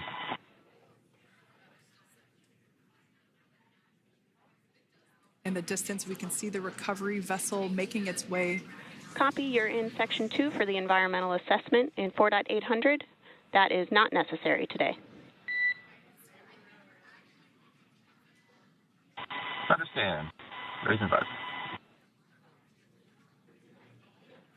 So we will continue to have communications between the Corps and Nick Hague, the commander of Crew Dragon Freedom, which just splashed down 2 minutes ago off the coast of Tallahassee, Florida. Dragon Freedom has returned home with NASA astronauts Nick Hague, Sonny Williams, Butch Wilmore, and Roscosmos cosmonaut Alexander Gorbanov. They're back on Earth after approximately 17 hours of a return journey from space. The SpaceX recovery ship and team have been waiting for Dragon's splashdown, and they will now make their way to the splashdown location.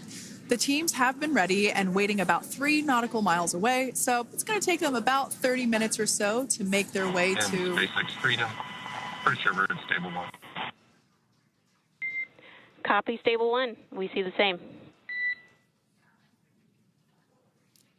It's going to take about 30 minutes for the recovery team to make their way over to Nick, Sonny, Butch, and Alexander, who are still seated and secured inside that Dragon spacecraft there on your screen. Incredible views there of that thermal protection system, or TPS. That Dragon capsule was pristine, white color before it departed the station, and we can see how the reentry phase, the thermal protection system did its job. Now, if you're wondering what that hole, that like bucket area is, that is underneath the side hatch. That is where the main parachutes were stored. So when we saw the Dragon capsule docked at station, it looked very different. The panel that protects and covers the main parachutes, that was still intact, as well as the panels that enclose where the drogue parachutes are located. We can see those fast Freedom. boats. SpaceX is go for recovery personnel to approach. Expect personnel alongside in the next few minutes. Freedom copies.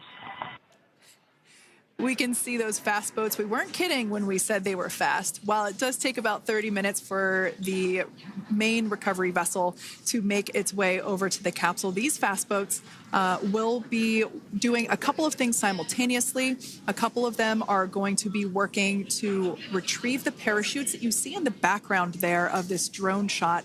Those parachutes will be retrieved from the ocean surface. We want to make sure we are able to pull those out. The recovery vessel there closest to the spacecraft is going to be performing some safety checks. We can see there they're using an instrument that is basically working to detect if there are any hypergolic vapors or fumes that are still residing in and or around the Draco thruster nozzles or outlets. The hypergolic fuel, which is necessary for on-orbit burns to maneuver the spacecraft. Unfortunately, those hypergolics are unable to be breathed. They are toxic, and so this team here is doing those initial safety checks to make sure that it is safe for the rest of the recovery team to approach the spacecraft. They're also checking to make sure that any residuals from the pyros are safe and are not going to cause any issues. We can see the team working their way around the spacecraft to do these, basically these sniff tests on all of those Draco thrusters. And as we continue to await the recovery of our Dragon spacecraft with NASA astronauts Nick Hague, Sonny Williams, Butch Wilmore, and Roscosmos cosmonaut Alexander Gorbanov inside, Dragon has autonomously completed several steps to safe itself following splashdown. We are continuing to see Dragon in what is known as Stable 1 configuration. That's kind of the ideal configuration following splashdown. It's upright, and the Dragon capsule's in the right configuration for it to be hoisted into the recovery vessel Megan, which you do see a little ways off in your screen approaching. Dragon will continue to remain live on air with you through that recovery process, all the way through the point where the crew is extracted from the Dragon spacecraft. Now, if you are just joining us, the mission has gone smoothly so far. Dragon successfully splashed down off the coast of Tallahassee, Florida at 2:57 p.m. Pacific, 5:57 p.m. Eastern Time this afternoon. Approximately 17 hours prior to splashdown, Dragon autonomously undocked from the International Space Station, completed a series of departure burns, jettisoned its trunk section, and performed its final burn, the deorbit burn. This placed the Dragon spacecraft on a trajectory toward Tallahassee, Florida. Dragon successfully re-entered the Earth's atmosphere, followed by deployment of its parachutes to slow the spacecraft down to a gentle splashdown. We're now going to follow the Freedom. Hypergol sweeps and unfired ordnance checks are nominal. Rigging is in progress. Approximately 25 minutes until capsule lift. Stand by for PMC with SpaceX flight surgeon.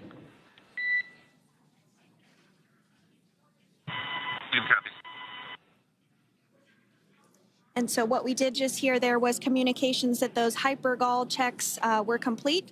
They didn't find any of that upon those checks, so we'll continue to move through the timeline. Next up is a process called rigging, which you see happening right now on your screen. This is when a SpaceX recovery personnel actually works to climb aboard the capsule and work through procedures ahead of lifting onto the nest of the recovery vessel Megan. We heard it's going to be about 25 minutes or so until that lift actually takes place.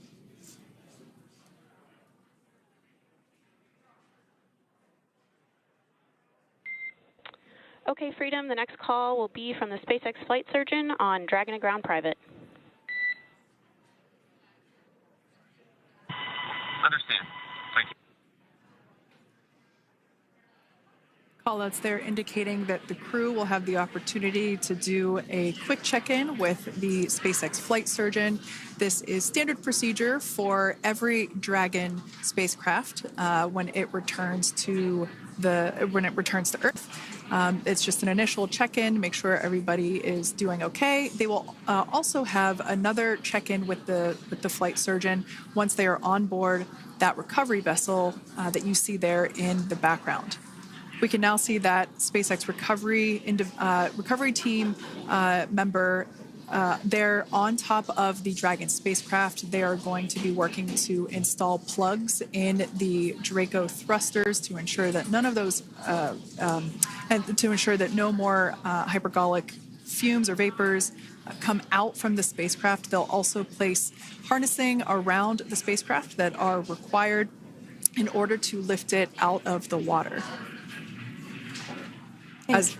Go ahead, Sandra. Continuing to get some views of the recovery personnel, both the main recovery vessel Megan, as well as some of those fast boats that we've discussed previously. It looks like just a beautiful day there out off the coast of Tallahassee, Florida. Weather was pristine. We were able to get undocked from the International Space Station as expected at 10:05 p.m. Pacific time yesterday evening, and Crew Dragon has since completed steps ahead of its splashdown at 2:57 p.m. Pacific, and we're now stepping through procedures to get Dragon hoisted up onto the Megan recovery vessel and get the crew extracted out of the spacecraft. And you did see some of the parachutes that were near the spacecraft. Upon detection of landing, Dragon automatically releases those main parachutes to prevent wind from pulling the spacecraft. Dragon then automatically safes any pyrotechnics that may still be present on the vehicle and may automatically perform additional minor system reconfigurations. The astronauts will remain seated and in their suits at this point, but the onboard air conditioning keeps things temperature controlled inside the spacecraft so the crew remains comfortable, and the communication systems. Freedom, SpaceX, ComCheck. SpaceX, this is Freedom. We have 2 clear. Copy that, Freedom. Have you loud and clear as well, and Dragon to ground is no longer private. Understand. Thank you. As we saw there on the screen, we have a couple of fast boats in the recovery fleet that have quickly moved into the splashdown location. They are being followed by one of the main recovery vessels, which will move into position upwind of the spacecraft. The two fast boats have very specific roles. Excuse me. The first approach is focused on immediate safety inspection, as we saw. They do this for spacecraft integrity and checking for any presence of those hypergolic propellant vapors. And this ensures that it is safe for the recovery vessel to approach Dragon. Once Dragon is cleared for full approach, as we heard is the case today, the team begins rigging the spacecraft for water recovery by the recovery ship. The second fast boat is responsible for parachute recovery and also serves as a redundant boat to the first one that makes the initial approach to the Dragon spacecraft. As we saw a little bit earlier, we were also able to see one of the recovery team members get on a jet ski to help gather up the parachutes that were automatically detached from the Dragon spacecraft upon splashdown. And it will take a little over 10 minutes for the recovery crew to complete their safety checks. Once they complete, the team will begin preparing Dragon to be lifted. And as you see, they are preparing for that to take place at this point. As part of the preparation for this lift, one member of the recovery team has climbed on top of the spacecraft already so they can attach Dragon's hoist rings and connect to the lifting lines. It will take us less than an hour to raise Dragon to the recovery boat and remove the crew from the spacecraft. After medical checkouts, the crew will return to land within 4 hours by helicopter. And if no additional medical assistance is needed, the crew will board a waiting NASA plane and depart for Houston.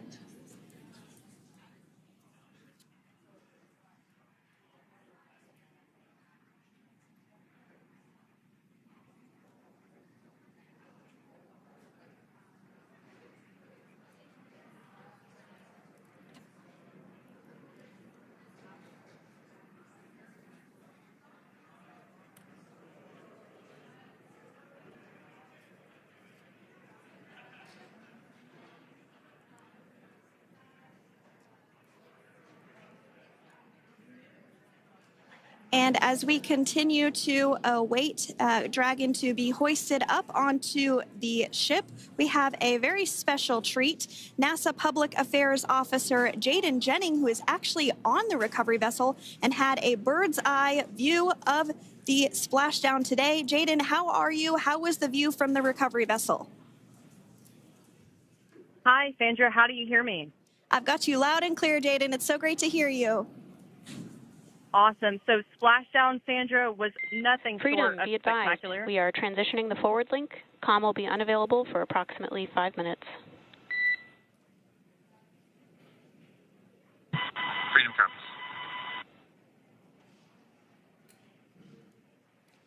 Thanks so much, Jaden. We did just have some communications letting us know that we'll have about a 5-minute period where we won't be able to hear from the crew. So please go ahead, tell us, how was the view from the recovery vessel?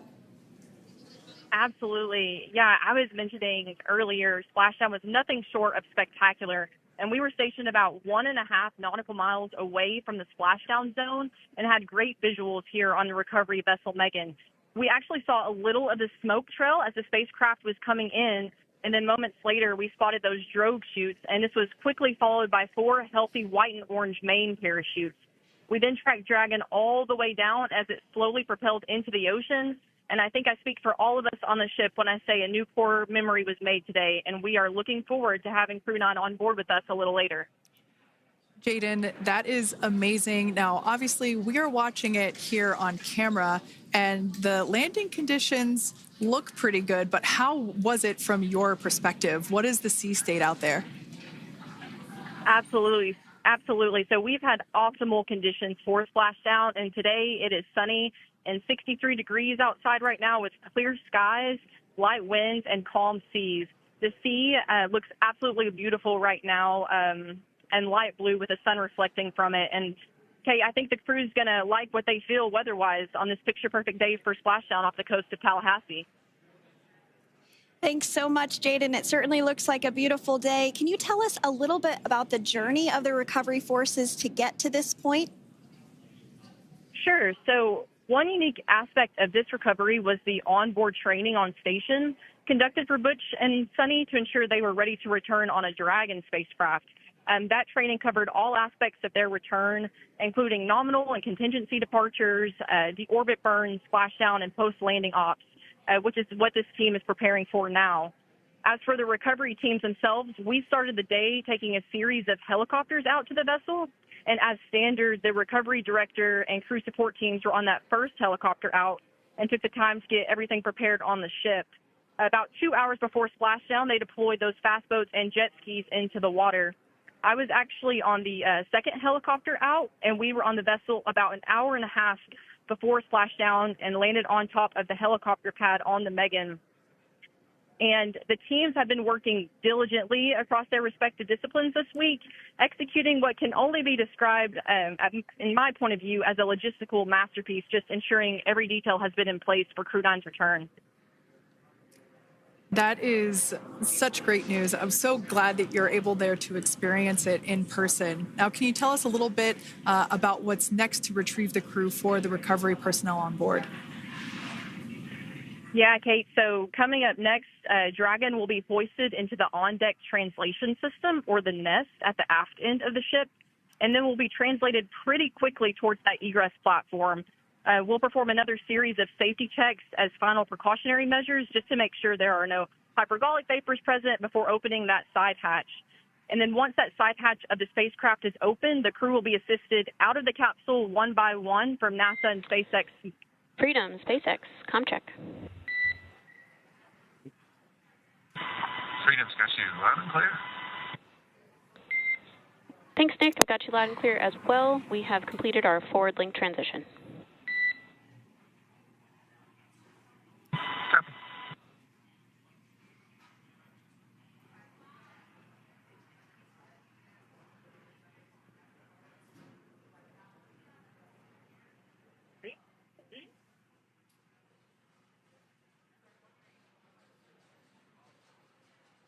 And Jaden, if you did just want to go ahead and let us know what is next to retrieve the crew, we are continuing to get some great views on our screen, but I know you have an even better view yourself. Oh, yeah, Sandra, this view is absolutely unbeatable. So just to kind of finish off what I was saying is once that side hatch of the spacecraft is open, that crew will be assisted out of the capsule one by one from NASA and SpaceX medical personnel, where they will then head to the med bay. And after those medical checks, they will get on that first helicopter out and arrive at the airport, where they will then board a NASA plane and then head back to Houston, Texas at the Johnson Space Center to begin their post-flight period. And we're eager to see the CREW-9 astronauts back on Earth, and we'll keep you updated on every moment of this process. And with that, I'll toss it back over to you guys at Hawthorne. Thank you so much. That was Jaden Jennings, NASA Public Affairs Officer, who watched Freedom splash down firsthand from the recovery vessel Megan. Thanks so much, Jaden. So we are continuing to get these great views on our screen here of Freedom. As we mentioned, it splashed down at 2:57 p.m. Pacific time off the coast of Tallahassee, Florida. The recovery personnel are continuing to step through procedures to hoist Dragon onto the recovery vessel Megan there, which is now coming into view. You can see just how close Megan is at this point, and that's that helicopter pad that Jaden was just discussing, where the crew will fly off of onto the coast of Florida, and then eventually they'll fly back to Houston. Just underneath that helicopter pad is that translation deck where we will see the nest once it is loaded up with the Dragon spacecraft on board. The nest will be translated to the forward end of the recovery vessel, and that is where our CREW-9 team members will egress from the Dragon spacecraft. Now, here on your screen, we can see dolphins, actually, who want to come and play with Dragon. Now, one of the fast boats there in place, working to assist the recovery team member. It's incredible. I just love these views. We really see them even better in daytime, but just seeing the recovery team work in tandem to step through each step to step through each operation. Obviously they're getting quick assists from the honorary part of the recovery team, those dolphins in the water there. Now, the recovery team member that is crawling around the Dragon spacecraft. Earlier, we saw a view where it was like a spider monkey pose. We can see that individual now standing in the bucket where the main parachutes were stored while Dragon was on orbit. Obviously, those main parachutes were utilized for splashdown today. They were deployed and cut from the Dragon capsule, and one of the other fast boats of the recovery team working to pull those out of the water. Now, the recovery team member that is there working on top of the Dragon capsule, earlier we saw that person performing safety checks. Now we can see some harnessing being placed around the capsule. This harnessing is what will be used to lift the Dragon capsule out of the water and onto the recovery vessel. Wow, we got a cute little pod of dolphins. It wasn't just one or two. I mean, that water just looks beautiful. We had ideal splashdown parameters today. Obviously, wave height, ne'er a concern. The weather is beautiful, as Jaden mentioned, in the 60s, sunny. Looking forward to seeing CREW-9 exit the capsule here shortly once they get hoisted onto the recovery vessel Megan. We can see that recovery vessel slowly but surely closing the distance there between... Oh, dolphin cam back again. We can see that the Dragon capsule and the recovery vessel, that distance is closing. Again, this is just one more step as we continue to work recovery operations for Dragon Freedom, and we anticipate the lift of the Dragon capsule to occur here in just a few minutes. Now, once all of the rigging is on the capsule and it's hooked up to the recovery vessel, we will see the hydraulic arm, which is that kind of like bridge-like structure there at the aft end of the recovery vessel. We'll see that articulate backwards, and that's a good sign that we're getting even closer to pulling the capsule out of the water. It will then move forward, and the capsule will be placed inside of what you can see there is basically a basket. We call it the nest, Dragon nest, that's where the capsule will be placed in order for it to be translated to the forward end of the vessel and for the astronauts to egress. And before that does take place, we'll have potentially views of the rigger go ahead and jump off of the spacecraft there. That typically occurs when the spacecraft is a little bit closer to the recovery vessel, and we usually get a really good view of that particular operation from one of the onboard cameras from the recovery vessel. That is an operation that I have a lot of respect and admiration for, that individual that does that.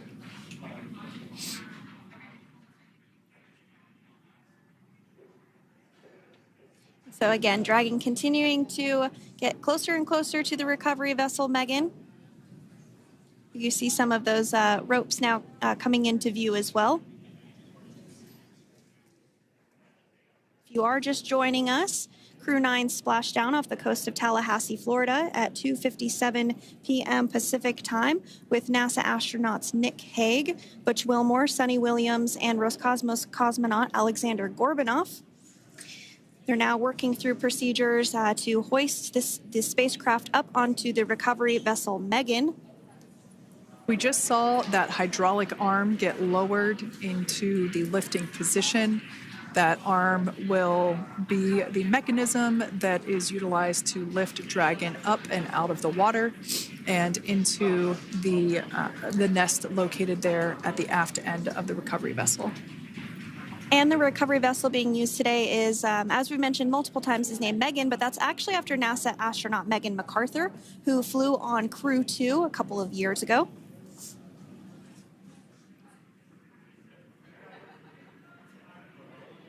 We're getting some views now from actually inside the boat. Yeah, you're exactly right. This view is straight down the recovery vessel. That platform that was closest to the camera, that is the egress platform. Freedom, rigging is almost complete. Approximately 5 minutes until capsule lift. Great news there from SpaceX CREW. So about 5 minutes left until we see Dragon Freedom get lifted out of the water. That hydraulic arm, as I said before, is the mechanism that will lift it. It's quite swift, actually, the whole process of getting the spacecraft. Brace for capsule lift. Bracing. There it goes, Dragon Freedom being lifted out of the water and onto our recovery vessel, Megan.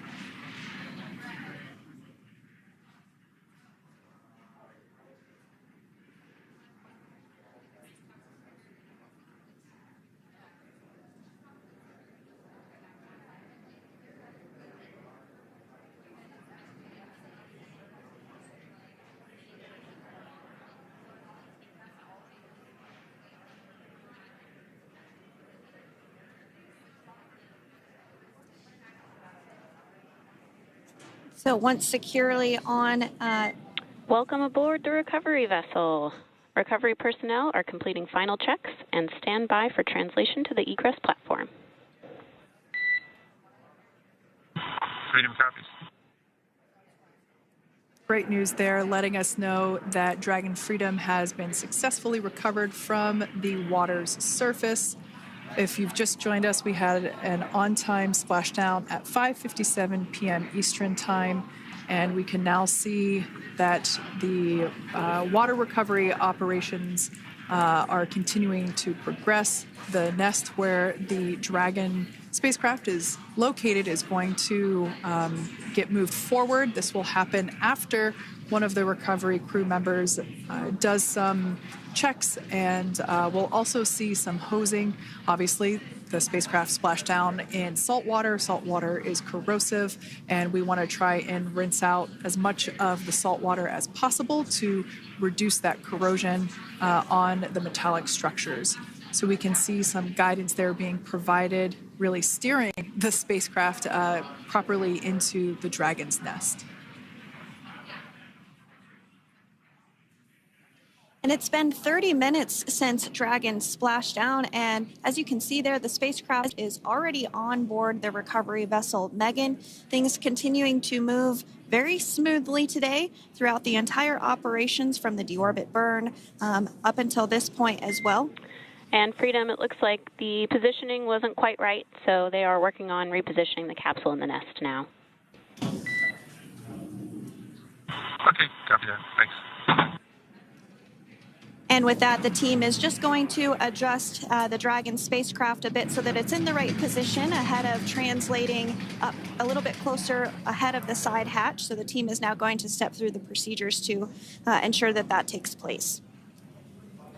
While Dragon does fly itself autonomously, it clearly is unable to park itself autonomously. We want to make sure that the Dragon capsule is properly seated there in that nest.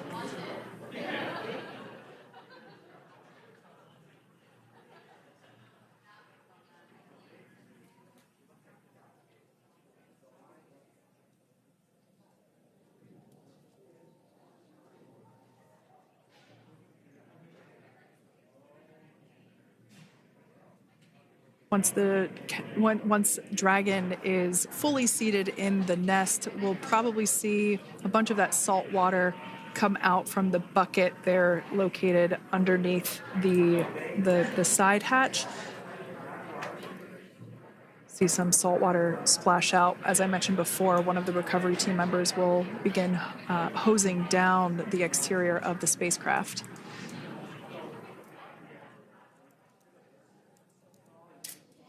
So you are continuing to get some great live views on your screen of CREW-9, which includes NASA astronauts Nick Hague, Sunny Williams, Butch Wilmore, and Roscosmos cosmonaut Alexander Gorbanov, who splashed down off the coast of Tallahassee, Florida, 2:57 p.m. Pacific time this afternoon. Now working to get that spacecraft situated in the nest.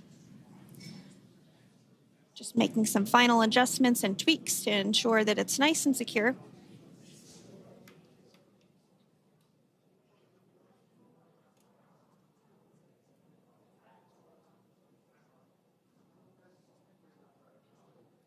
Once the spacecraft is seated and secured and oriented correctly in the nest, Dragon will be moved into the hangar located underneath that helipad that we saw earlier from the aerial views during recovery. All right, Freedom, looks like you are settled into the nest now. Team is working through hypergol sweeps. Copy all.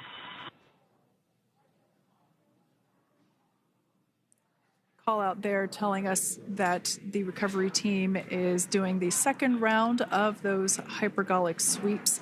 This helps ensure that everyone, all the recovery team members that are located basically right where this camera is located on, towards the forward end of the recovery vessel, that they will all be safe once the spacecraft is translated forward. So we're just doing some additional steps to make sure that the hypergolic propellant that is utilized for maneuvering the Dragon capsule while on orbit, making sure that none of those vapors are still present on the exterior of the capsule. That's right, and there are a variety of individuals on board the boat that help with recovery operations. Not only do we have the recovery personnel that you see here, but we also have a doctor that will check out the crew members as standard procedure. As with any spacecraft that is returning from space, we always perform a medical check with the crew. So you will see the crew come out of the capsule and be placed on stretchers, just like with the Soyuz landing and with all of our Dragon splashdowns. That is the nominal procedure.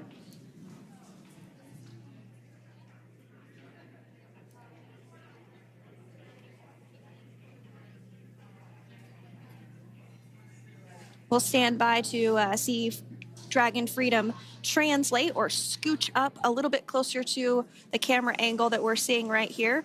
And then teams will step through procedures to get that side hatch opened. You see it right in the dead center of your screen there. It's kind of that rectangular shape. It has not been opened since CREW-9, which included Nick Hague and Alexander Gorbanov, launched back in September from the Kennedy Space Center in Florida. So that will be the very first time that hatch is opened. Once docked to the International Space Station, crew enter through the top hatch, which was where the nose cone is now closed. That's the hatch that they actually utilize to go ahead and get inside the International Space Station.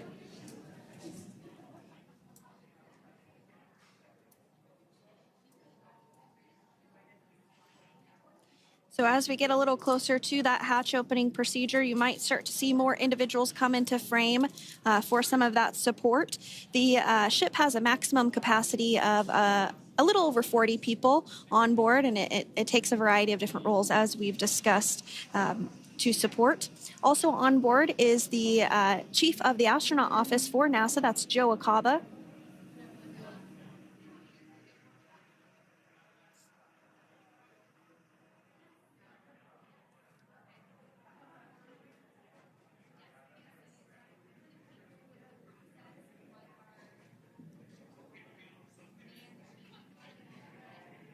Now, while we are standing by for translation of the Dragon spacecraft to the platform there, the recovery platform that we see in the foreground, it is important to note that Nick, Sonny, Butch, and Alexander will be getting assistance from the recovery teams while exiting the spacecraft. This is the same process for any returning long-duration crew members.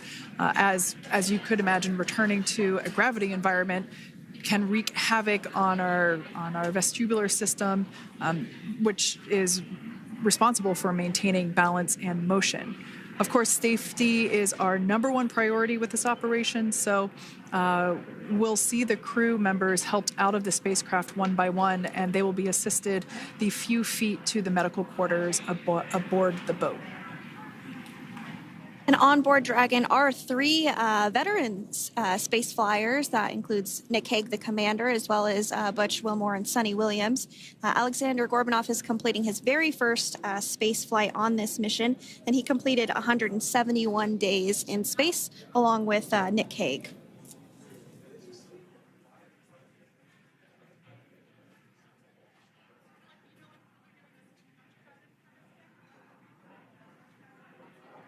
For those of you that have just recently joined us, well, I would encourage you to hit that rewind button and go back a few minutes. It was a beautiful splashdown of Dragon Freedom with the CREW-9 cohort on board. They had an on-time splashdown at 5:57 p.m. Eastern Time, 2:57 p.m. Pacific Time. We can see that the spacecraft... Freedom translation is in progress. Copy, and seal it. We can see that spacecraft was successfully recovered from the ocean surface and is now being washed with fresh water, as obviously they splashed down in salt water. So we're trying to rinse off as much of that salt water as possible. And we can see the spacecraft continuing to move closer and closer to that recovery deck. Freedom, the crew is working on side hatch opening now. Expect hatch open in about 2 minutes. Okay, copy that. And Kira, just wanted to say that to you guys, you and the team did an awesome job, both uphill and downhill. Just really, really impressed. Thank you. Thanks, Nick. It's been an honor. This is a pretty exciting moment coming up. We are working to open the side hatch. One thing that may not be obvious from, just looking at the spacecraft here is that this side hatch that we're about to open, the last time it was open was when this spacecraft was at the launch pad. This side hatch is what is used for initial capsule ingress and final capsule egress, but all comings and goings from the spacecraft while it is on board the space station are from the forward hatch, which is located at the top of the spacecraft under that nose cone. So this is a pretty exciting moment because it will be the crew's first breath of fresh air since boarding their ships at the start of their journeys last year. And the very first person that will have the opportunity to say hello to the crew once that hatch is open is a SpaceX medical recovery personnel representative. Then we'll see procedures take place to remove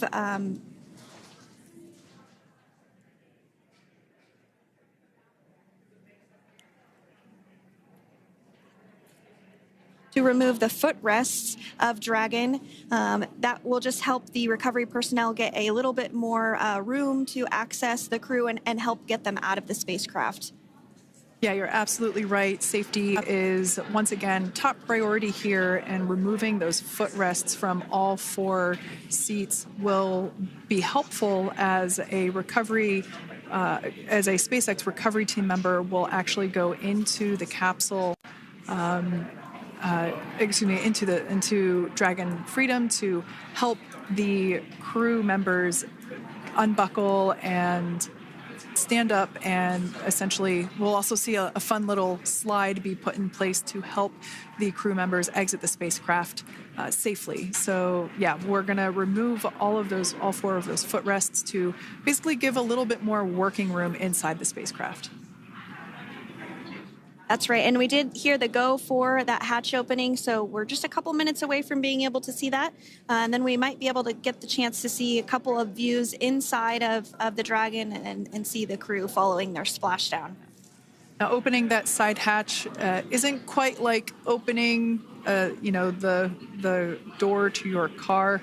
We have to depress the seal around the side hatch, as well as, we'll now see them open that side hatch up.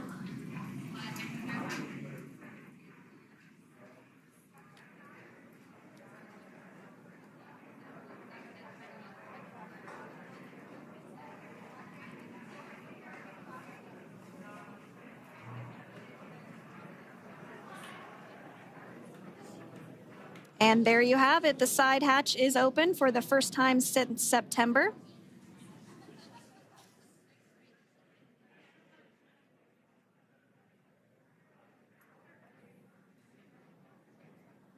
We can see some of the protective equipment there that was brought into frame that will help protect the edge of the side hatch.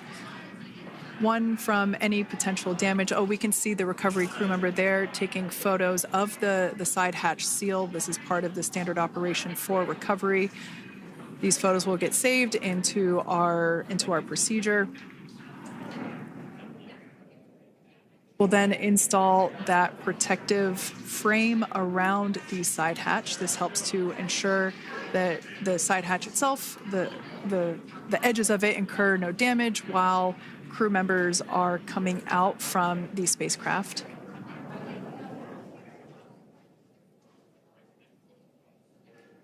If you missed it, there was also a recovery team member that went inside.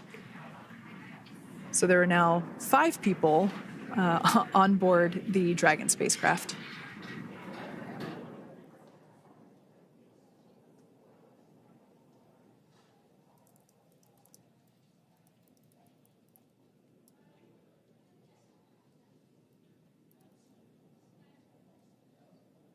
And if you are just joining us, it has not yet even been an hour since Crew-9 Splashdown off the coast of Tallahassee, Florida at 2:57 p.m. Pacific time. The crew is now on board the recovery vessel Megan, and the hatch is open. The next major milestone that we'll see is when the crew will actually egress or exit the spacecraft. But before that, they'll continue to, the recovery personnel rather, will continue to install that protective area around the hatch and then remove the footrests. So we're a couple minutes away from seeing the crew egress, but not too long away.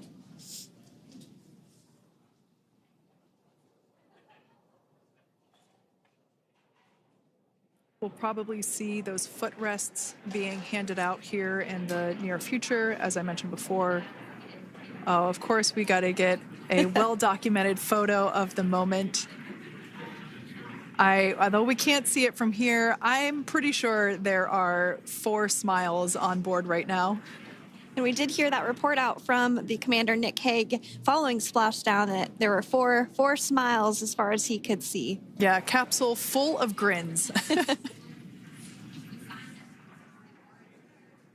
Now, generally speaking...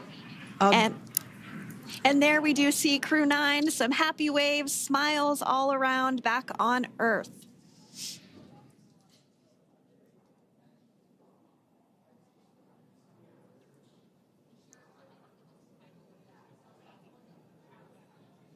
Generally speaking, we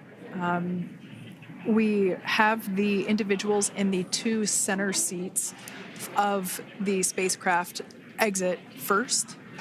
You might hear us refer to this as the exit process as egress. It's just another term for exiting the spacecraft. Generally speaking, we most of the time have the 2 center seats egress first, as it makes moving around inside the capsule a little bit easier.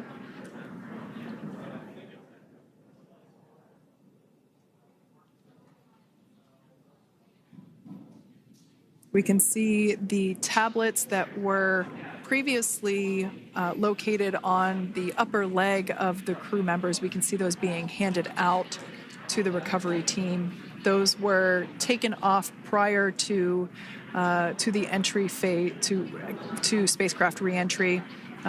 Those had to be stored and secured prior to dynamic operations.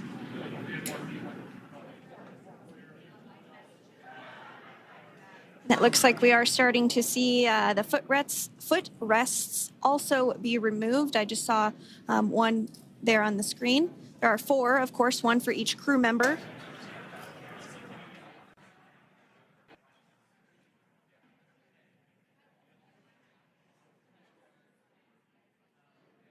Those footrests are made out of carbon fiber and are actually sized appropriately for each crew member, as everybody has different measurements and different leg lengths. Same goes for the armrests and the bucket length of each seat. We size those appropriately for the crew members and to ensure their comfort and safety. I believe we just saw the little ramp that is used to help slide the crew members out from inside the spacecraft. And once the crew does exit Dragon Freedom, they will be placed on to a stretcher to go to a medical bay for medical checkouts. This is standard procedure for all Dragon spacecraft flights that Splashdown crewed, as well as for our Soyuz spacecraft that land in Kazakhstan.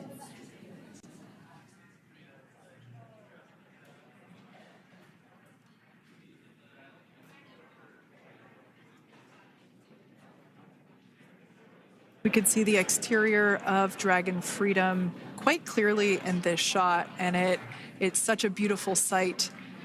I personally prefer the capsule when it has some of that charring from atmospheric reentry. It is the signature sign of a capsule that has returned to Earth.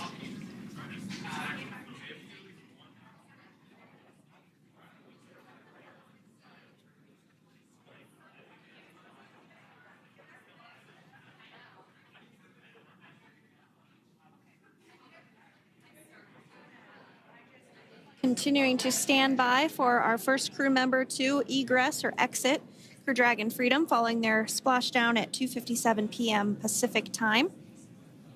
Dragon undocked from the International Space Station at 10:05 p.m. Pacific just yesterday, so it was about 17 hours of phasing.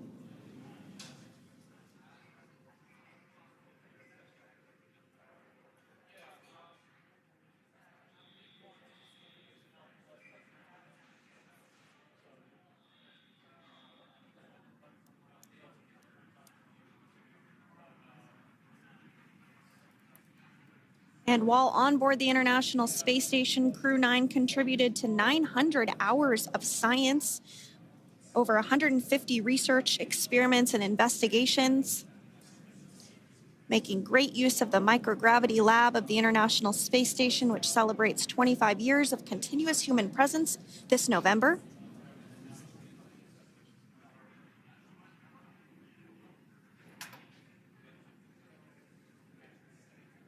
Looks like we're about to get our first crew member here upon egress of the Dragon spacecraft.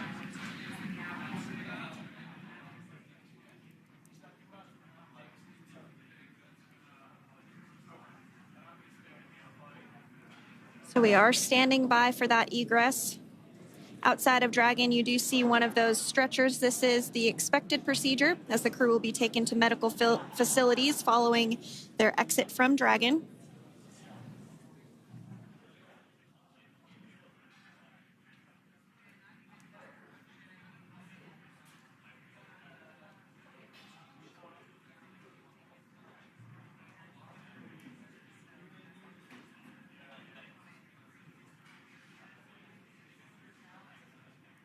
We can see folks on board clapping as our first crew member. And that is NASA astronaut Nick Hague, commander of CREW-9, now out of Crew Dragon Freedom. Some smiles, thumbs up, and a wave. Can't get any better than that. Yeah, that is one happy camper, that's for sure. As we said before, it is standard procedure for all of our long-duration crew members to receive assistance upon egressing from the spacecraft. We basically help them move off of the recovery deck and into the private medical quarters for their initial consultation with the SpaceX flight surgeon. So we'll see that take place for all 4 of our crew members today.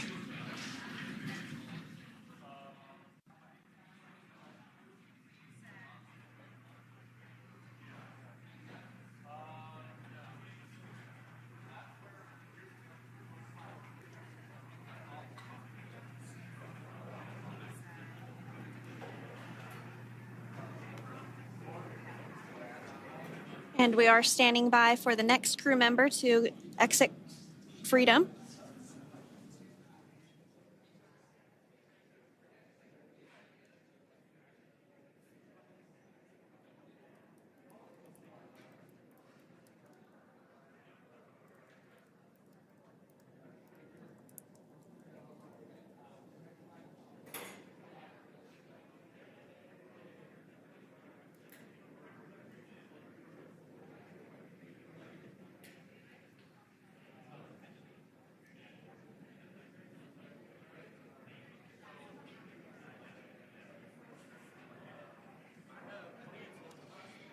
Next up out of the capsule, we expect Roscosmos cosmonaut Alexander Gorbanov.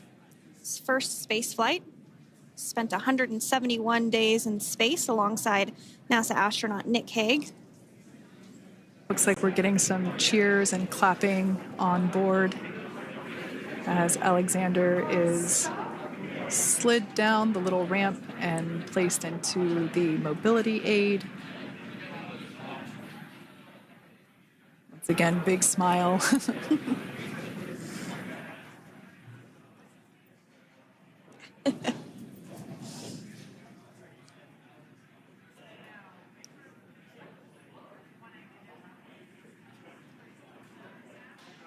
Now, the two crew members remaining in Dragon are NASA astronauts Sunny Williams and Butch Wilmore. They completed 286 days in space. One of the remaining footrests being removed from the Dragon spacecraft.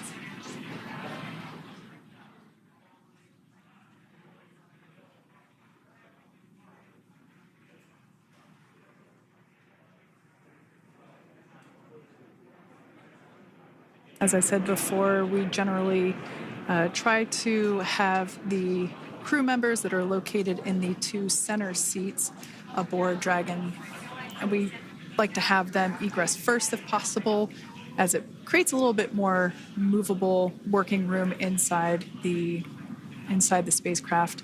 There is a recovery crew member inside that is helping all of our CREW-9 crew egress or exit from the spacecraft.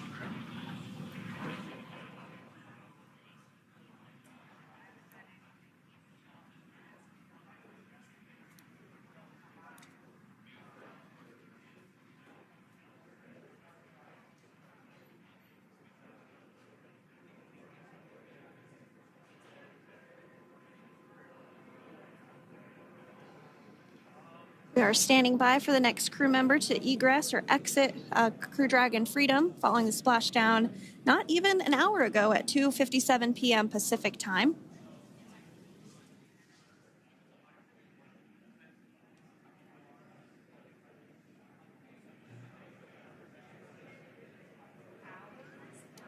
Really have the recovery operations down pretty quick at this point. Yeah, it's pretty incredible to think that, just 5 years ago when we were doing the initial demonstration missions of the Dragon for Crew Dragon, that now we're under about 30 minutes for, to retrieve the spacecraft from the water, and just several minutes here while it's been on board, and to get everyone, really to get that side hatch open.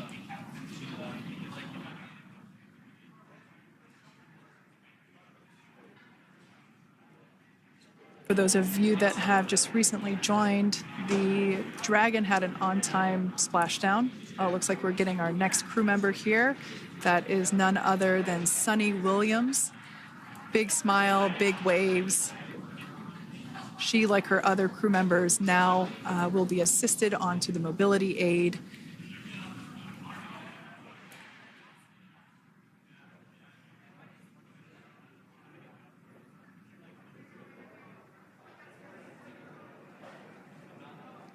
There we have it, some waves, some thumbs up, and some smiles. Definitely seems to be a theme among all recovery operations. Absolutely.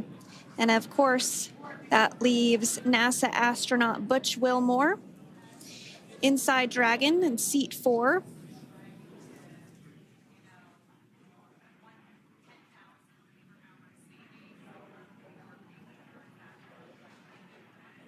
We're getting some views of him now as he egresses or exits the spacecraft.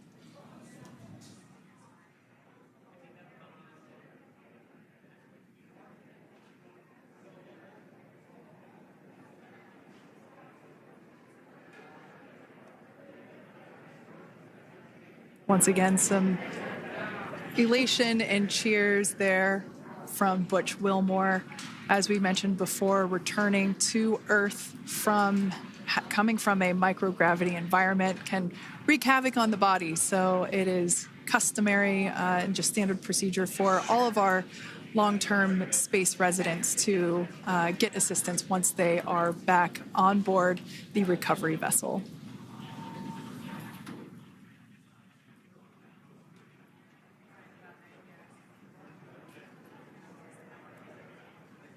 Well, now that Nick, Butch, Sunny, and Alexander are safely back home on Earth and getting checked out by the NASA medical team, we're going to wrap up our live coverage of their return. The CREW-9 mission began a little differently than usual since Butch Wilmore and Sunny Williams were already aboard the space station when Nick Hague and Alexander Gorbunoff arrived on the CREW-9 spacecraft in September. Having arrived as the crew flight test crew for Starliner, Wilmore and Williams were fully incorporated into the space station's Expedition 72 team and began research and other work aboard the station along with the other crew members. Williams commanded the orbiting laboratory for much of the expedition. After a successful liftoff and separation from Falcon 9, Nick and Alexander made a short flight on board Dragon to the International Space Station. Veterans of long-duration space station missions, both Williams and Wilmore conducted spacewalks during their 9 months in space. Like all crews on the station, CREW-9 had the ability to leave at any point had there been an emergency. With their full-duration mission coming to an end, the crew began packing up their personal items for their return to Earth about a week ago and worked through tasks and shared lessons learned with CREW-10 teams as they arrived a few days ago. Their journey home began about 17 hours ago when they closed the forward hatch to Dragon and undocked from the space station at 10:05 p.m. Pacific, 1:05 a.m. Eastern. After 4 successful departure burns and a phasing burn to line up their orbit, Nick, Butch, Sunny, and Alexander rested for a few hours before waking up to prepare for re-entry this morning. We jettisoned Dragon's trunk and performed our final on-orbit maneuver, the approximately 7.5-minute-long deorbit burn, and that occurred at 2:11 p.m. Pacific, 5:11 p.m. Eastern Time. And that sent Dragon on its path home. The spacecraft re-entered the Earth's atmosphere and slowed its descent with successful deployments of 2 drogue parachutes and 4 main parachutes, with the final splashdown occurring off the coast of Tallahassee, Florida at 2:57 p.m. Pacific, 5:57 p.m. Eastern. Following that successful splashdown, we saw SpaceX recovery experts move in and prepare Dragon Freedom for its lift onto the recovery vessel. And just a little less than an hour following splashdown, we saw Nick, Sunny, Butch, and Alexander make their way out of Dragon and into the recovery ship's medical facilities, safe and sound. Next up, they'll catch a helicopter flight back to shore, where they'll transfer to aircraft that will take them home. The astronauts will take a NASA plane for the short flight back to Houston, where they'll be reunited with family and friends to bring an end to this mission. It's been an honor and a privilege to share their journey with all of you as we continue this new era in human spaceflight. Return today marks the end of the direct handover we executed after successfully launching the CREW-10 mission to the space station just last week on Friday, March 14th. Thank you, as always, for joining us for tonight's coverage of the splashdown of CREW-9. Remember to follow SpaceX on X and NASA online and on social media for updates for the very latest on crew and cargo flights to and from the International Space Station. And we'll continue to share the progress of Nick, Sunny, Butch, and Alexander on social media as they travel back home. We do also have a post-splashdown media briefing coming up at approximately 4:30 p.m. Pacific, 7:30 p.m. Eastern, where leadership will share a final update as we conclude this successful mission. So, from all of us at NASA and SpaceX, welcome home, CREW-9. So long.